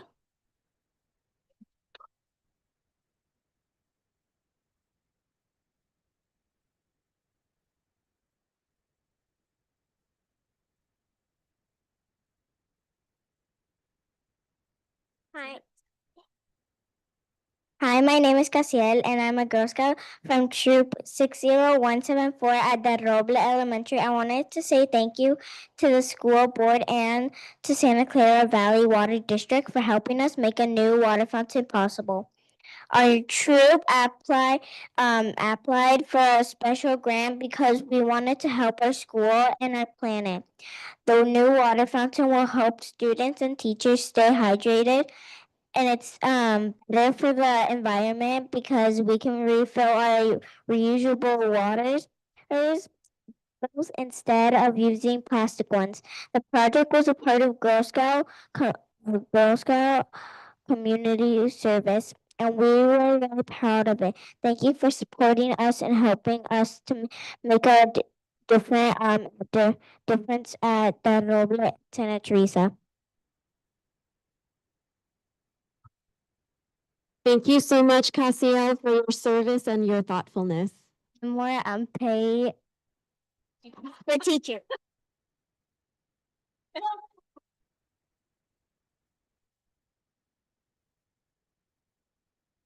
All right, we do have a couple of virtual comments. The first virtual comment is Tammy Denoda.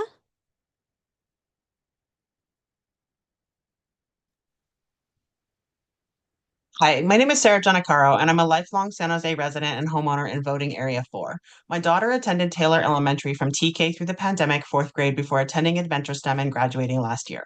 She's now a freshman at Santa Teresa High School. I am also an occupational therapist and classified union president at the Santa Clara County Office of Education and defender of public education. Trustees, you do know that we could see you scrolling on your computers while staff were speaking. I encourage OGSD to really look at its inclusive practices. When SCCOE is recommending that students are appropriate to be served by districts instead of the COE, why is the district gently suggesting to parents that SCCOE is the better option? Our inclusion champion is an OGSD student. It's the second year we're trying to move her to a more inclusive, less restricted district environment. She's successfully been fully included in Head Start preschool with her nurse, but OGSD claims they can't keep her safe. My other concern is the district is claiming financial issues, that there are healthy reserves, as others have shared. Additionally, when I analyze the second interim report, the district reports an increase in revenue from the state by 15.1% and local revenue by 11.9% for this year on page 15. As revenues are increasing, the second interim also reports a decrease in budgeted expenditures overall. However, the district also appears to be hiding funds, ironically, in the same categories as the SCCOE.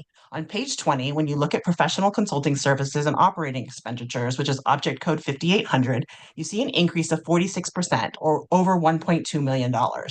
Also, in the expenditures for 4,000 to 4,999 on the same page, they're claiming they're going to spend an additional $1.8 million over what was allocated in books and supplies. Yet so far, they've only spent $832,000.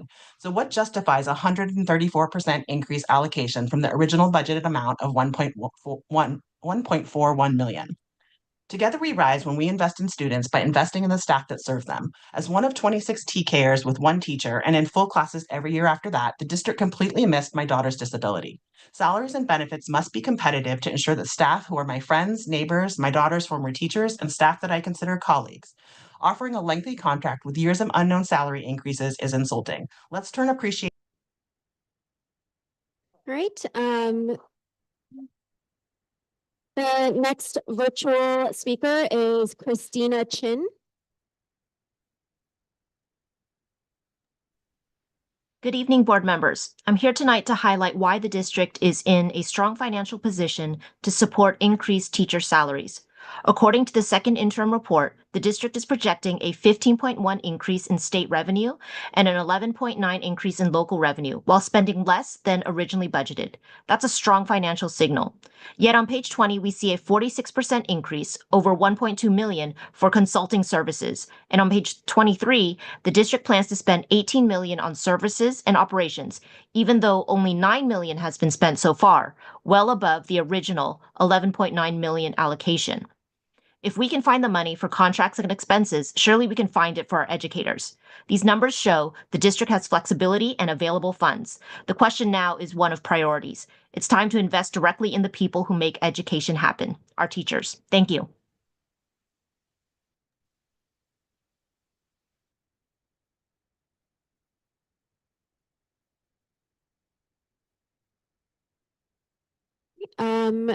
Is there anyone named Jill online? Yes, she's trying to raise her hand. Okay, I got it. Can you guys hear me okay?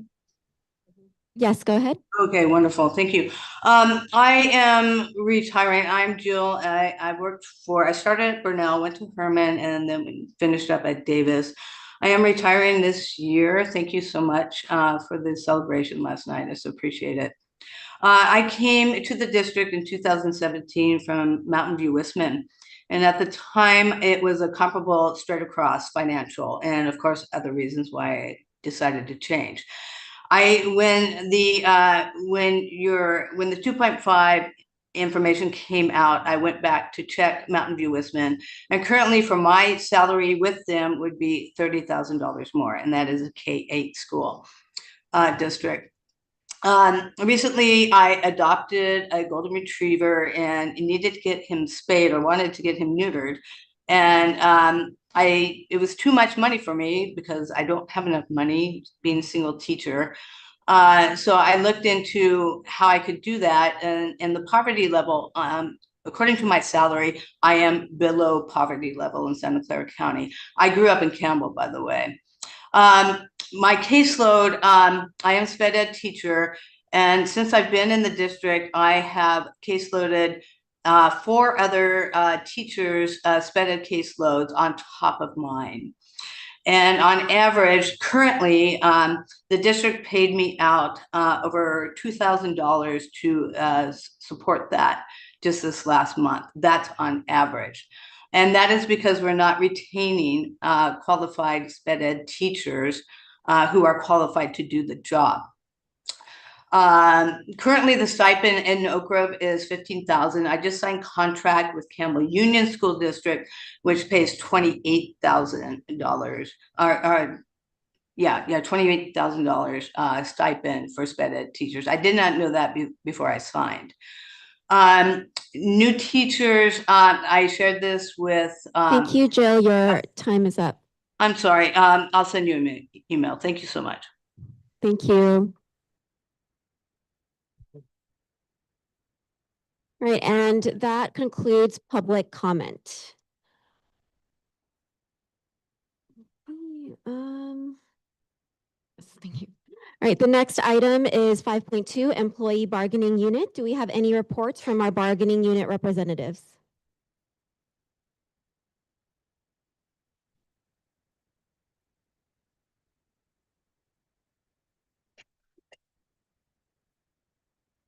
All right, good evening, board. I'll be pretty quick. I just wanted to thank you, the board, for approving the resolution to recognize Classified Employee Week coming up in a couple of weeks. Look forward to that week. And then even though they cleared out right after the awards, I was going to congratulate our Classified Employee of the Year award winners. All the winners do an excellent job for our district. I want to single out a couple of people who are in CSAR union, and two of them are IAs that both won the award. Renee and Selena, I just want to, they're great employees, and they also serve on our negotiations team, and it's their first year doing it, but they're naturals, and they're doing a really good job for our team.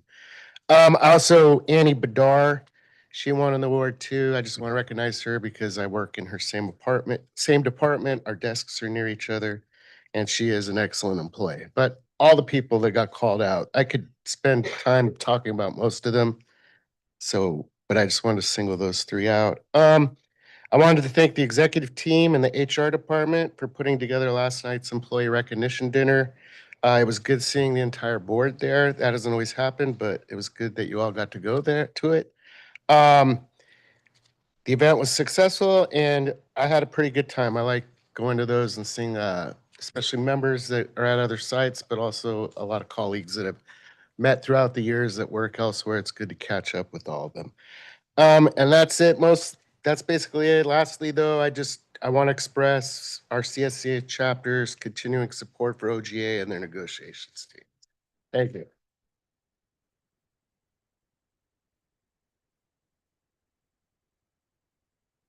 OGA.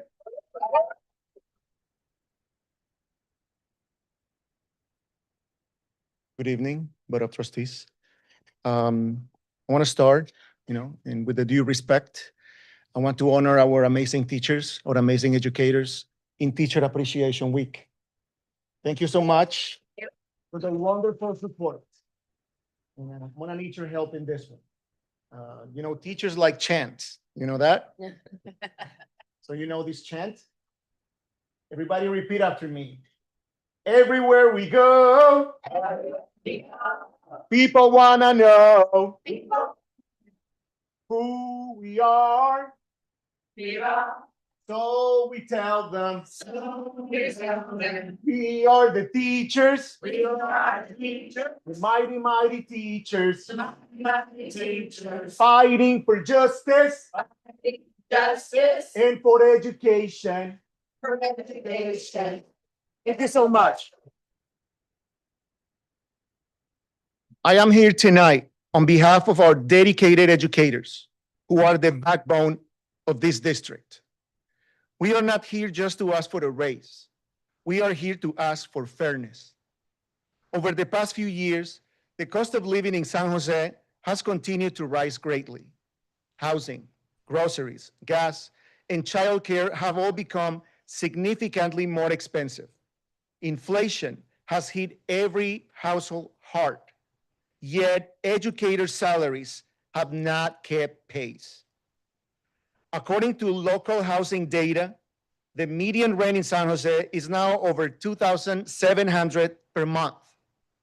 A starting teacher in our district makes approximately $66,000 per year, which breaks down to about $4,000 per month after taxes, barely enough to cover housing, let alone food, transportation, or healthcare. In fact, many of our educators are earning less in real dollars than they were 5 years ago.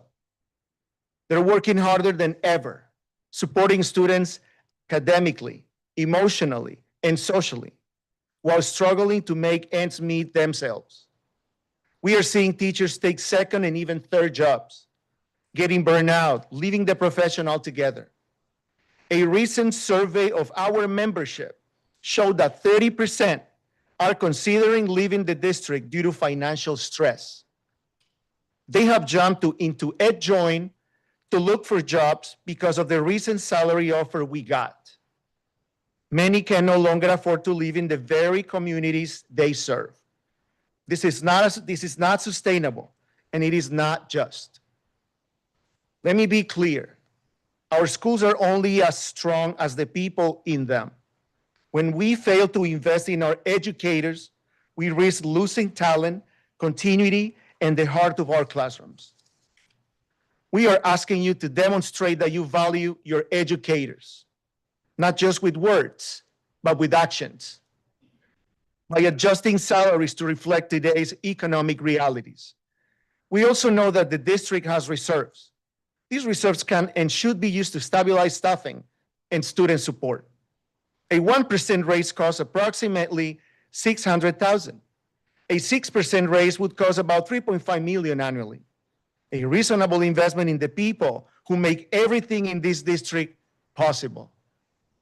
And let's not forget, whatever raises our educators have received in the recent years have been wiped out by skyrocketing health insurance premiums.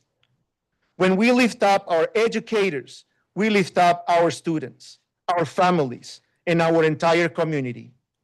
You can't put students first when you put teachers last. Thank you.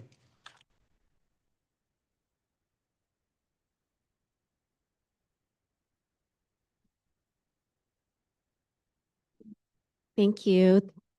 We will now move on to Section 6, Consent Agenda. Superintendent Chaitis, can you please present the consent agenda?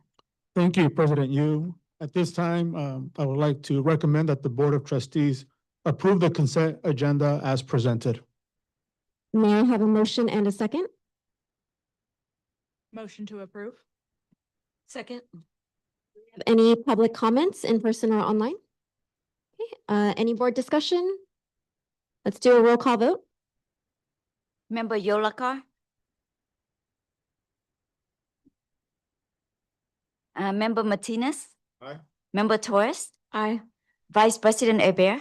Aye. Resident Yu? Aye. Motion carries. Okay.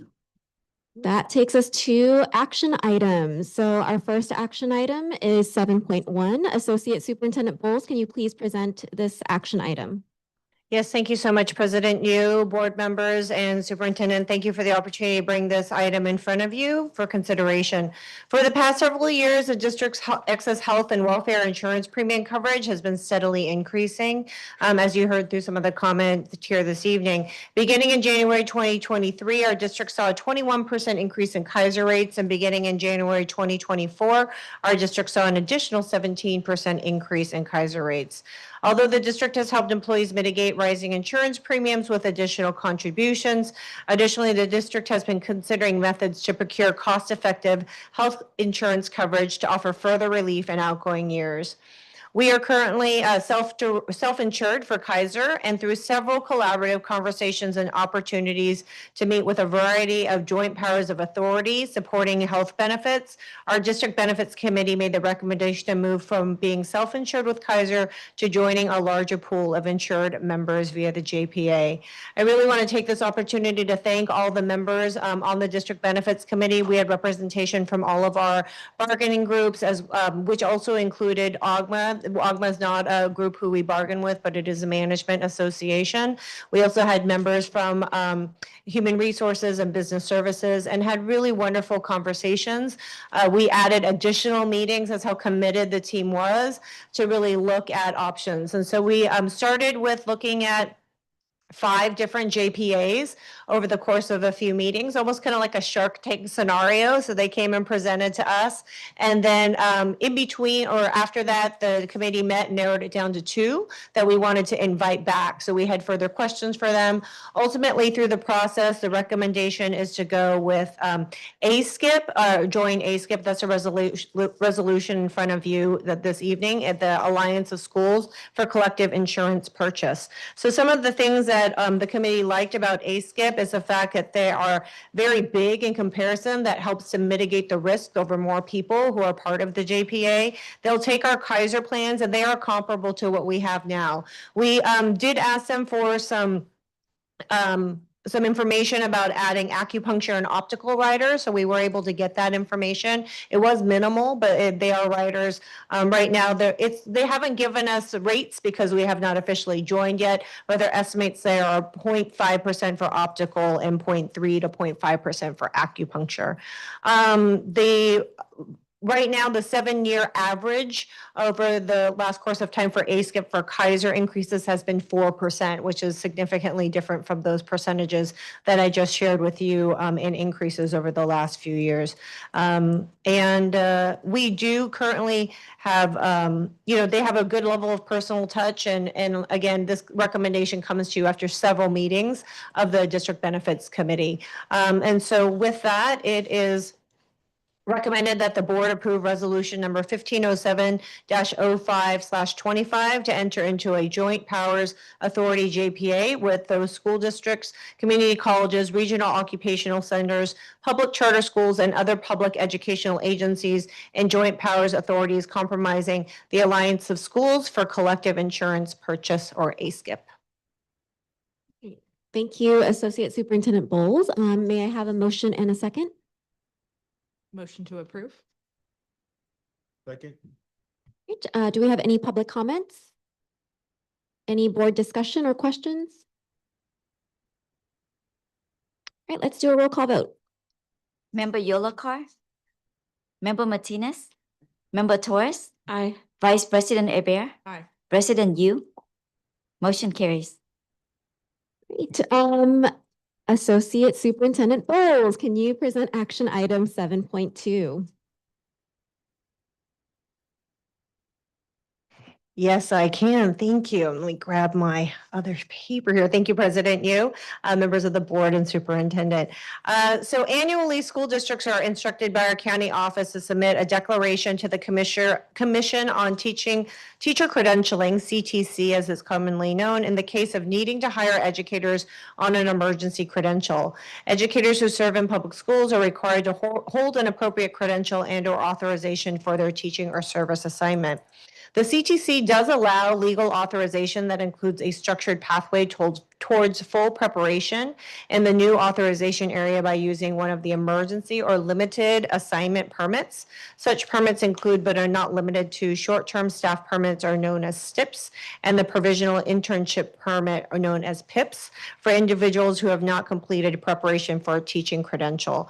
So hiring highly qualified candidates is a priority for the district. We have been recruiting. Hiring looks good. We have many positions filled ahead of next year, especially in special ed. We're really proud of the traction we've made in that area. But this is something annually that we bring to the board just in case things do happen. We still are not at the end of the year. Teachers do have by ed code until July 1st or June 30th. Dr. Chaitis, June 30th?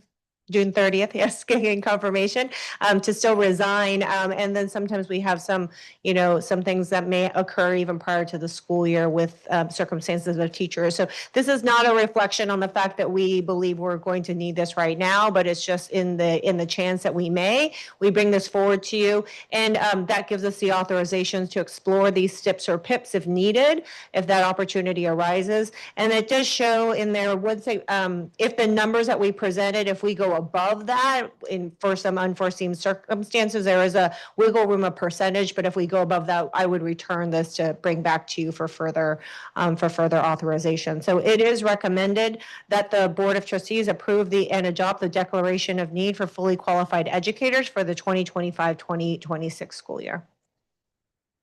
Okay, can I get a motion and a second? Motion to approve. I'll go ahead and second that. Do we have any public comments? Any board discussion?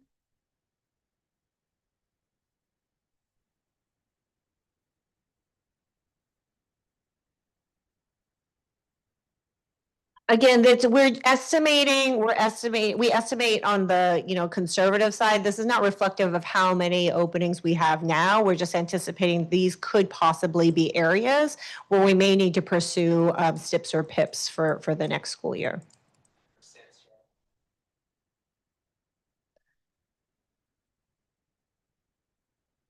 Yes, especially in some of those middle school single subject areas. We do currently have a music teacher opening at Davis. We're actively recruiting and interviewing, and we hope to have that filled by the school year. But in the case that we don't, this is just that kind of buffer that gives us the authority to utilize what the CTC does allow us to do with board approval.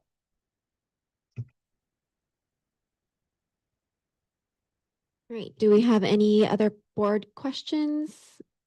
Okay, let's do a roll call vote. Member Yolakar? Aye. Member Martinez? Aye. Member Torres? Aye. Vice President Hebert? Aye. President Yu? Aye. Motion carries.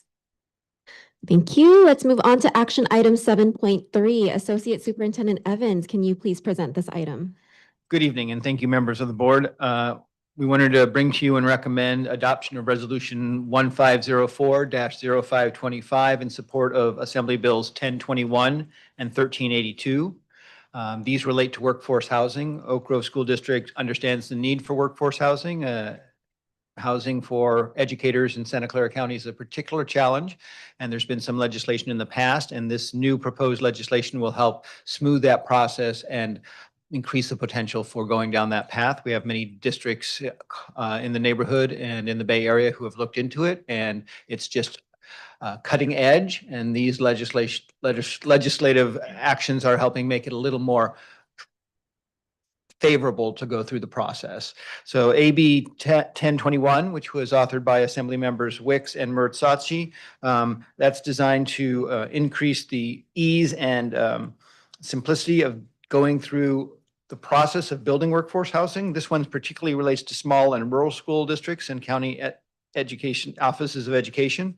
And then Assembly Bill 1381 relates to establishing a fund to provide no interest loans to do studies on the opportunities and the potential for workforce housing in school districts. These will add to existing legislation to alleviate the tasks and the challenges in getting through the red tape of building workforce housing for school districts. So it's recommended that the Board of Trustees adopt Resolution 1504-05/25 in support of AB 1021 and AB 1382, and a copy of the resolution will be sent to the California School Boards Association for them to share with the legislature.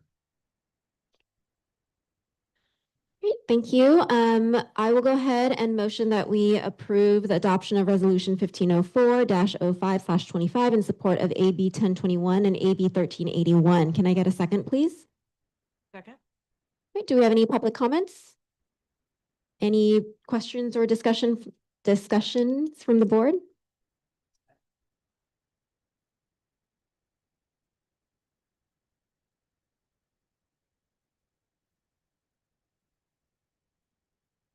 Yeah, we're endorsing and supporting the legislation. Hasn't passed yet, so. Any more questions? Okay, let's do a roll call vote. Member Yolakar? Aye. Member Martinez? Aye. Member Torres? Aye. Vice President Hebert? Aye. President Yu? Motion carries. Right, we will be bundling the next 4 action items, 7.4, 7.5, 7.6, and 7.7. Associate Superintendent Evans, can you please present these school improvement action items? Yes, thank you, President Yu. Action item 7.4 is resolution 1505-0525 is approval of a leaseback agreement for Bernal Intermediate Track and Field, and also 1506-05/25 approval of a leaseback agreement for Herman Intermediate Track and Field. We'd like to go into the leaseback construction method for these two sites. We're currently near completion of DSA approval, and the design is coming to its finality. We will go out to bid in the process for the leaseback builders, and then they will work with us once we get DSA approval to put together the final bid and bring back a gross maximum price to the district once they do all of their subcontractors. It'll be a competitive process to determine who gets the leaseback agreements. So we will advertise shortly and then do bid walks and collect the bids later in the month, and hope to bring back some pricing to you in June, or authorization to proceed over the summer and finalize that with you in September. So the recommendation is that the Board of Trustees approve these two resolutions to go into the leaseback mode for Bernal and Herman Track and Field projects. Any questions I can answer on that? Okay. Action item 7.5 is amendment to the leaseback contract with Block Construction. Block Construction actually was the winner of the leaseback resolutions for Stipe and Christopher. We went through the previous item with Block just a few months ago, and as we move into gearing up for modernization, they've come in with their gross maximum prices and their final bids after working with their subcontractors. We're recommending amendments to the leaseback contracts to reflect the full scope and the gross maximum price. At Christopher Elementary, the construction costs include with the leaseback management fee of $8,406,988, but we also have an owner's contingency. The owner's allowances for any of those surprises or changes or modifications we might want to move forward with. That is for $1,038,224 for a total proposed cost for the Christopher project of $9,445,212. At Stipe, the construction cost is coming in at $5,387,206. The owner's allowance is larger there. We are not finally out of DSA. There's a few last steps to take. So in case the Division of State Architect has any changes or whatnot, we've allowed a larger percentage for the owner's allowance there to make those accommodations. That is $1,368,744 for a total proposed cost of $6,755,950. And the recommendation on this is to approve the leaseback amendments for both Christopher Elementary and Stipe Elementary as presented. Any questions I can answer on those?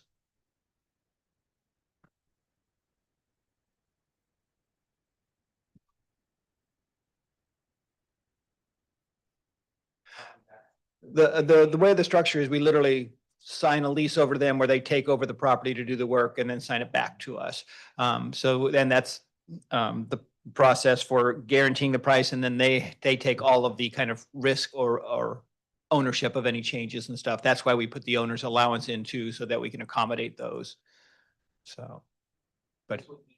Trustee Jogulkar, can you turn on your mic if it's not on? Oh.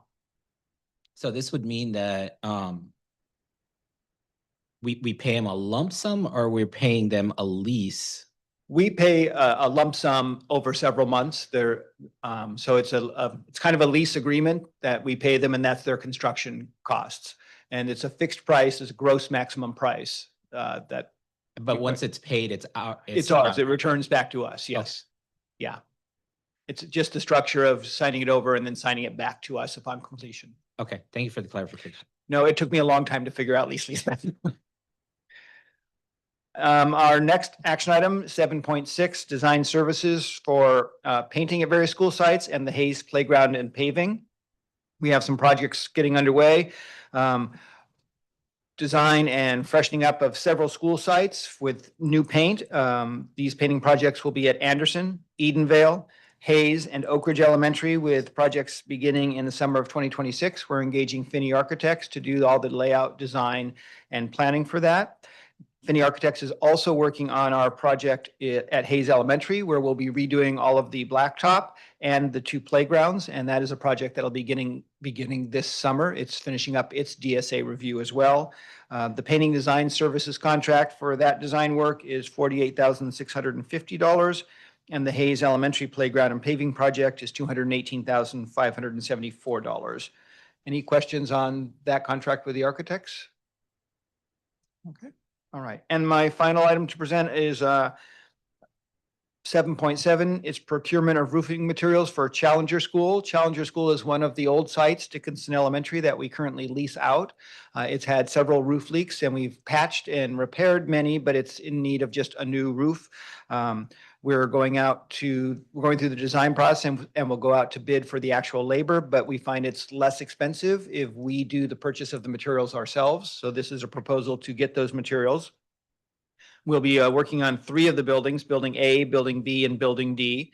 And we want to purchase the work materials from Waterproof Technologies, and it'll be a total cost of $204,675.52. So request for approval of that purchase to do the roof repairs at Challenger School. I had a quick question on that one because we're leasing those buildings out, correct? And so, but we're still using our bond measures to cover the roof. Can you explain why we're not using the money that comes in from the lease to cover the repairs? The lease revenues generally go to our general fund and run program. So we are using the capital resources to do the capital repairs. Okay. So then that's generally how all of the leases work here, is they just contribute to our program and our operations in the general fund. Okay. So, yeah. So, and the bond is fortunate that we don't get hit with this large expense that does hit the general fund, and that's one of the reasons Fund 40 is a nice backup for these things too. Fortunately, Measure P is covering at this time. Cool.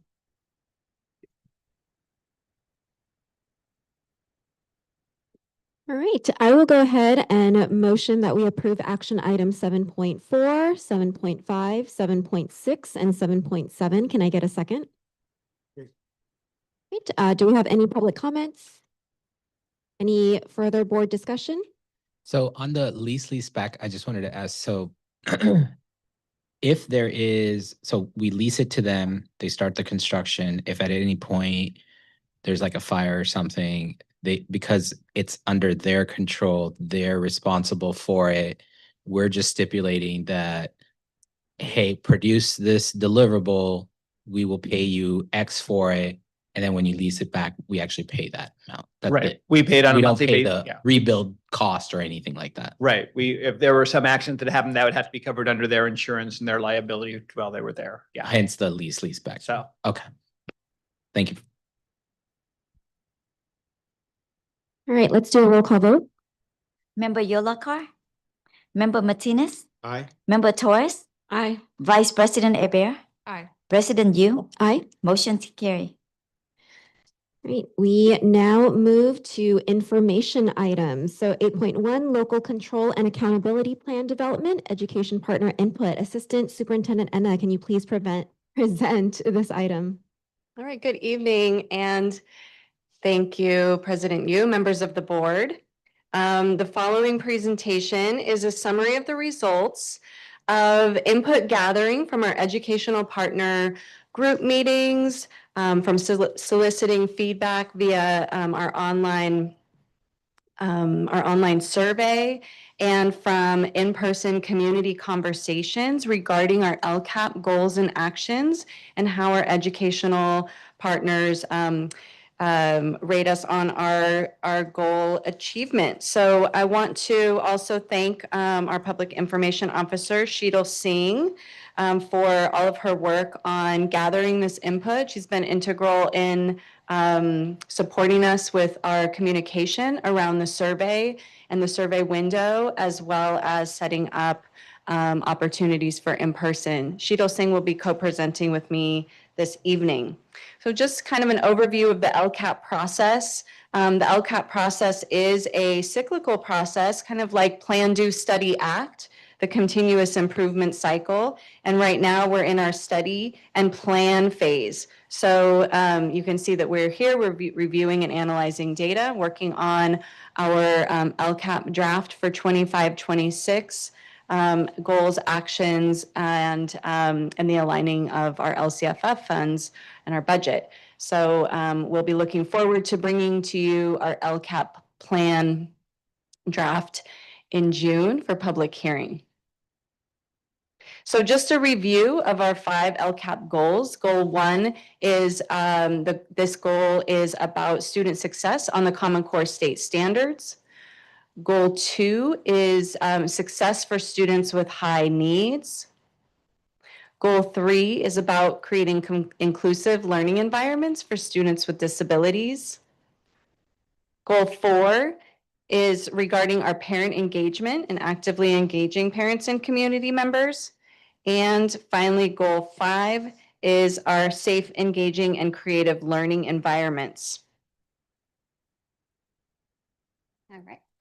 Good evening, board. Thank you for having us this evening. So we just want to point out that in addition to the LCAP survey, which many people think is the feedback, we had several opportunities this year for virtual and in-person meetings. So on the screen, you'll see a list of all of the opportunities that we provided this year, both in person and online and at our school sites, to make sure that we are hitting all of our outreach to our educational partners, including those that are non-English speakers, those that are unable to travel or commute themselves to any of our events. We went out to them and really wanted to make sure that we were getting our diverse perspectives from our community. Next slide.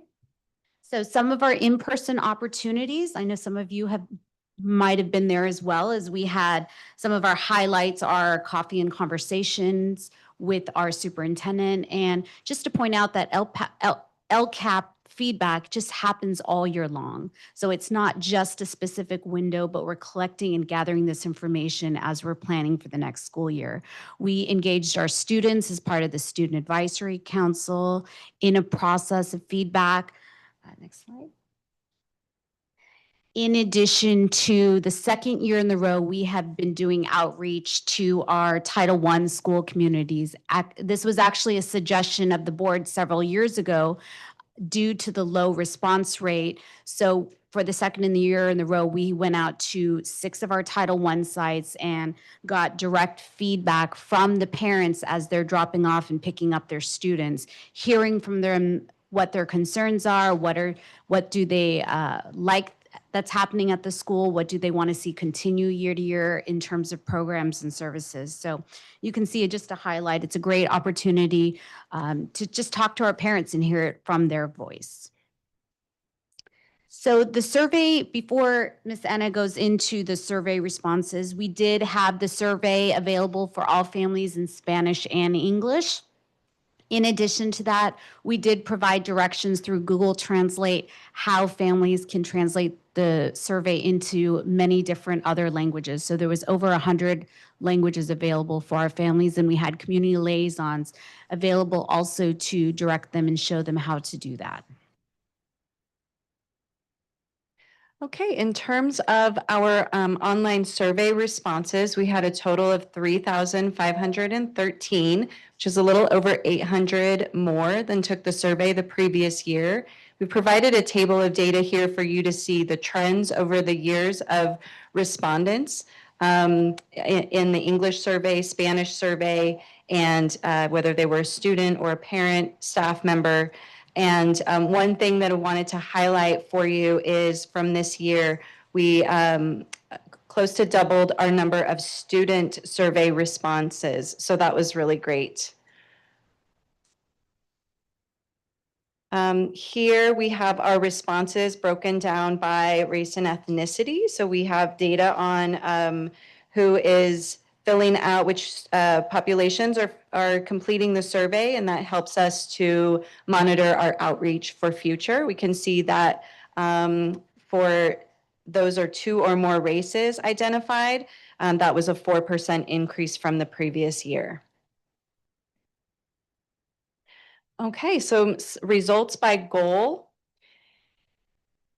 For goal 1, we had 74.8% of respondents agree or strongly agree that Oak Grove prepares all students to be proficient in Common Core state standards. That's a 2.4 increase from the previous year, 2.4% increase. And then goal 2, we had 72.2% of respondents agree or strongly agree that we meet this goal. And that was an 8.1% increase from the previous goal. Remembering that goal 2 is about accelerating the needs of the success of our students with the highest need. For goal 3, our students with disabilities, 71.4% of respondents agree or strongly agree. And while this was not an increase from the previous year, it was 2.6% increase from 2 years ago.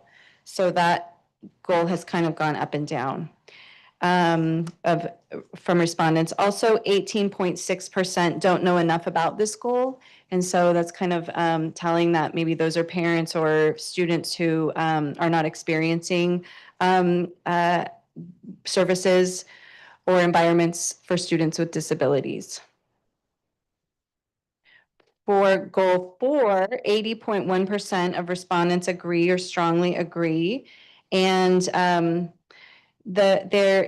so we also had a higher percent this year of folks who don't know enough about the goal, and that we've kind of figured that that might be due to the higher increase in student surveys. Maybe they don't know about if we're engaging parents or not, or community members. That was 80.1% agree or strongly agree, which is pretty high. And then again, for goal 5, so for goal 5, we actually split the survey question for goal 5. In the past, we've lumped together, do students, are we providing safe and physically and emotionally safe learning environments? And we split that question in 2 questions this year. So the comparison data is a little bit different, but for students feeling physically safe at school, 80.2% agree or strongly agree. And some of the respondents in the comments, we recognize that some of these things will be addressed through modernization because of the physical safety. The concerns are around, campus facilities. Then goal 5B, students feeling emotionally safe at school, 72% of respondents agree or strongly agree. So that is last year's combined goal was 73.5. So we know that gives us a little bit more data around the social and emotional needs of students at school. Okay. All right. So we also asked our educational partners of our 5 district goals, which should be the top priority. And you can see here that almost half feel that goal 5 is the top priority, with second place coming in goal 1. So this was really important feedback for us.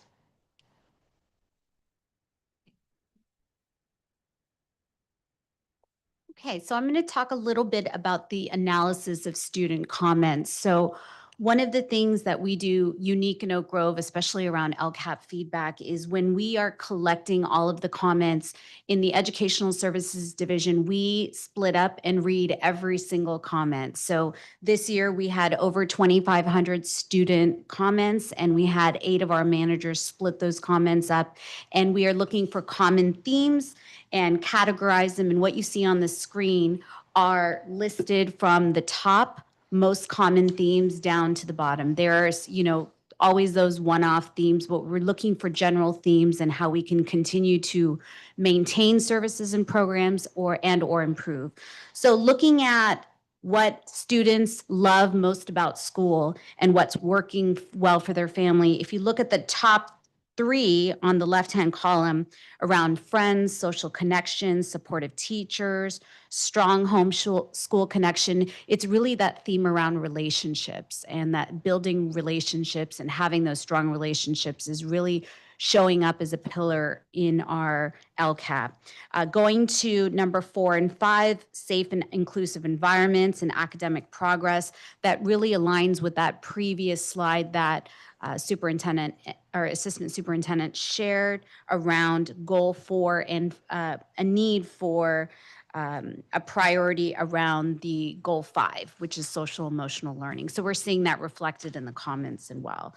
On the right-hand side, programs and services, we see a common theme year to year with our students, really enjoying our visual and performing arts program. And that was great to see with the expansion of our VAPA program, music, PE coaches, and after school programs and STEM really came out on top. And those are all things that you'll see in the draft that we are continuing for next year. Okay, and then in the analysis of the adult comments, the parent community and staff comments, again, educational services division managers read every single comment and synthesized them together. So similar trends when adults were asked, what do you love most about your school and your school community? The top 3 were people and relationships. Caring and dedicated teachers and staff and strong principal leadership. And then again, they also said that the sense of belonging and community and academic growth and engagement were top priorities. And that aligns also with the feedback about goal 5 and goal 1 being priorities. Also with the parents and staff, VPA, STEM and enrichment, those also show up as top trends, but above that is academic supports and special education support. Miss Anna, quick question. Yes. On the students, is there an age range that you had? Was it K through 6 or? Great question. Yeah, we surveyed 3rd through 8th grade students. Thank you. There we go. All right, moving ahead to the analysis of the general comments in the LCAP of how we can continue to get more parents and families involved with our district. We saw some general themes, as you can see here: improving accessibility and flexibility, reducing barriers to participation, offering more night meetings, transportation, virtual options, strengthening communication using multiple platforms, Parent Square, text messages, websites, social media, increasing engagement through meaningful activities. So just having more site-based events where families can come and get involved as a community, fostering and welcoming an inclusive culture. We saw those in our Cinco de Mayo events and cultural events throughout the year, and really soliciting and acting on those feedback. And that's what we hope to show you next month, is using this data to really guide the development of next year's LCAP. Okay, and then as we mentioned, we went out to the sites. We brought coffee in the morning at drop-off time and encouraged folks to talk to us, and we asked them some important questions. We had staff, community liaisons, ESD managers, and staff out there to help gather input. We asked folks, what's been helpful this year? How can we make your school more open and welcoming? And what else should we keep in mind? So just a few highlights from these conversations and trends that came up kind of across the board.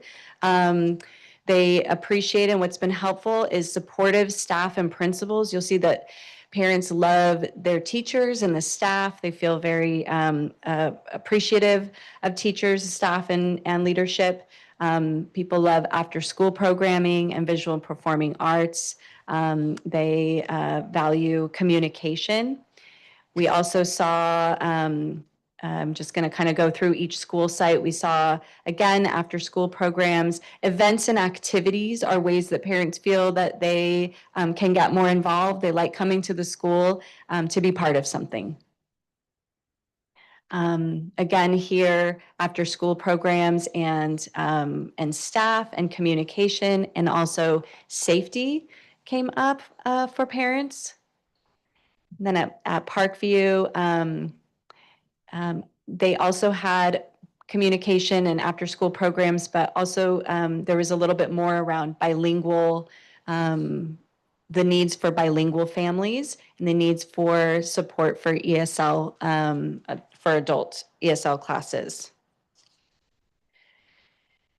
We held community conversations at all of our Title I funded schools, and Anderson, they really appreciate, we had them either inside or outside. They really appreciated having the space to come together and connect in person. So again, the highlights here are the trends.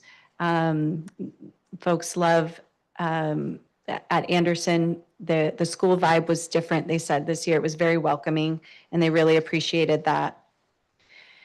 So as I said, next month in June, we'll bring the LCAP plan to you for public hearing. And then our second board meeting in June, at the end of June, will be the LCAP approval. So we'll be going over all of the plan, but just a heads up about how this data is going to help us inform our LCAP development.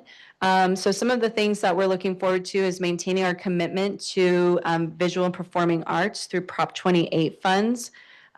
We know that our ed partners have emphasized that there is a positive impact in art, recess, and sport programs in their child's educations.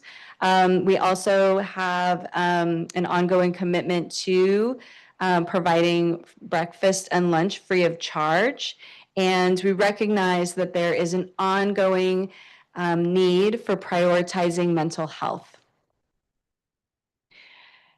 Additionally, we're maintaining our commitment to culturally relevant curriculum and instructional resources that promote diversity, equity, and inclusion.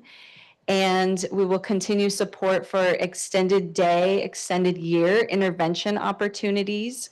We will continue our restorative practices training to promote positive classroom climate, and de-escalation training opportunities for teachers and instructional assistants. Additionally, and thank you for approving our reading difficulty screener. So we will be implementing the screening and also continuing to provide supplemental curriculum in phonological awareness, and that's our Hegarty curriculum. We will continue to provide communication to staff and parents and guardians through Parent Square, social media, and through our websites and in-person opportunities. Our after-school programming next year will serve approximately 2,700 students district-wide. And in terms of technology, we will continue to have Chromebooks as one-to-one devices, refreshing the fleet at 5th grade and providing new devices to kindergartners. So we look forward to collaborating ed services with BSD. We are kind of wrapping up our LCAP budget process and putting together, working with the County Office of Education on the written LCAP. And again, here are the dates for our next presentations. At this time, are there any questions from the board about the educational partners feedback and survey results? Have we, on the ask for additional ESL classes for adults, have we ever partnered with ESL providers with the county on our campuses in the past? I don't know if we've ever partnered, and maybe Associate Superintendent Bowles has a little bit more background information, but we do have within our system, we do have adult ESL classes offered. We actually have a ceremony next week for our graduates, but we do have in-house ESL teachers who provide that at Parkview and Edenville. But they're requesting additional capacity. Was there a wait list or they just didn't understand that that's available through the school district? Because I see it asked here. Oh, yes, at Parkview, sorry, it's offered at Edenville and Christopher. So, so yeah, we're looking into continuing to offer, expanding our program so we can offer it at more of our sites. There is a need at Parkview for sure. We haven't, I don't know, maybe you know a little bit more about if we've partnered through the county? Just to share some historical information, everything that Assistant Superintendent Anna shared is correct. We have somebody who has been providing that under a service agreement for Oak Grove for many years. It used to only be at Edenville, and we responded to the request to expand. So now we are at 3 different schools. And so the interest is just sharing to continue that expansion. But we have not ever we've never had a need to partner with the county because we've had somebody who has provided that under a service agreement in the district. Thank you. Thank you. Thank you, Assistant Superintendent Anna and Public Information Officer Sheetal Singh. I just want to say, actually, kudos for gathering that many respondents. I know how hard it is to get survey feedback, and it looks like you put in a lot of effort and energy and time into, going out to school sites and gathering a lot of information. It's not really a question, but I guess I don't know if it's a concern either, but my one comment is around goal 1, and that there are 17.6% of the respondents that don't know enough about the goal, right? I can understand the lack of not knowing about the other goals, but I think for goal 1, the fact that if we just take that percentage and translate into numbers, it's like between 600 to 700 families or students or parents that just don't even know about student proficiency in Common Core state standards, I think is a little bit concerning, because then that means that perhaps they don't know what's being taught in the classrooms, or maybe they don't understand what their students are supposed to learn, right, in those targeted grade levels or specific grade levels. So I would just have you all reflect a little bit more on how we can maybe educate or give knowledge or build knowledge around, right, learning that happens in the classroom. All right, thank you for that. Do we have any more questions or board discussion?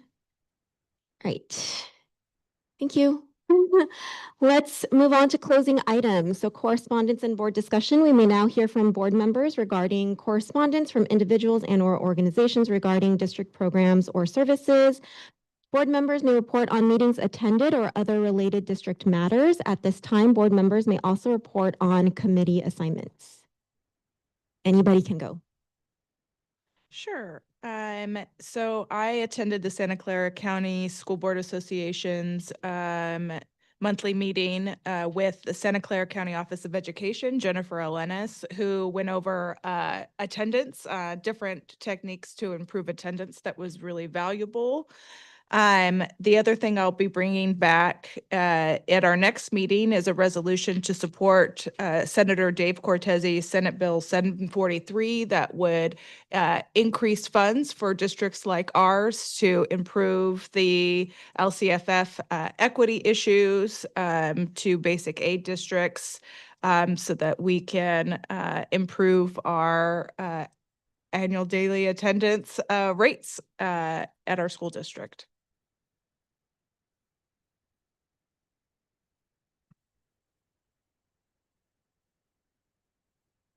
I'll go ahead and go. Thank you. As far as the safety committee met this month, I was not able to attend. I did receive some slides, but I'll go ahead and share that with the board for the next meeting. And then I believe there should be a DEI meeting next month, so I can just put those two together. and share in regards to that. And again, I just wanted to say thank you to STEAM at Stipe School for inviting me and then allowing me to be part of their Cinco de Mayo program. It was such a beautiful event that they do at their school site. And I was able to dress 14 teachers and staff and administrators and aides. And it was just a beautiful collaboration of seeing all of the students participate and show culture, whether they're part of the culture or not, but it also through the fashion show to be able to just share the many colors of what I call of Mexico. And because Mexico State is, or Mexico in an entity has many different regions and states, and it's very important for people outside when they do represent or they do see our culture to be able to see the many different diversities within the one country. So again, thank you, STEAM at Stipe, and Principal, I'm sorry. I'm a little tired. I'm so sorry. Tilston, yes. Principal Tilston, thank you so much for, again, partnering, being the dress for Zacatecas. It was wonderful to be able to dress you, so thank you. Mine is just quick. I just appreciated the teacher appreciation dinner yesterday. I enjoyed just connecting with the tech team, Sergio, Bruce, pretty nice gentlemen. They treated me pretty well, and just like it. That's why I like attending these events because it brings us more together. Frankie, so yeah, yes, I enjoyed that. We're connecting, creating that bond stronger with us, and yeah, second time attending, and looking forward to the third one. And whenever I could attend a event or dinner, I'm always try to be there. Thank you. So I had a chance to go to Del Roble and do a executive walkthrough. That was a really nice experience. Unfortunately, I missed their opening for their water fountain, which was the day before, but I met some of the students who did participate in that and congratulated them on their work effort. One which was Miss Anna's daughter. And then also had the ribbon cutting ceremony where we had other members that also joined, and that was a great experience to kind of dedicate that for the students in the Davis community. Great. Thank you, everyone. I've also attended several events. They've been wonderful. But I do want to congratulate Sheetal for her next role as our Director of Special Education. I cannot think of a better person to take on that position. So very excited for what's to come next year. I also want to wish all of our teachers and staff a happy Teacher Appreciation, Staff Appreciation Week. We definitely do value all the work that everyone does in the district. And I will end with that. May I have a motion and a second to adjourn the meeting? Motion to adjourn. All in favor? Oh, second? Second. I will go ahead and second. All in favor? Aye. Hearing no one opposed, the regular board meeting on May 8th, 2025 is adjourned at 9:17 p.m. Thank you.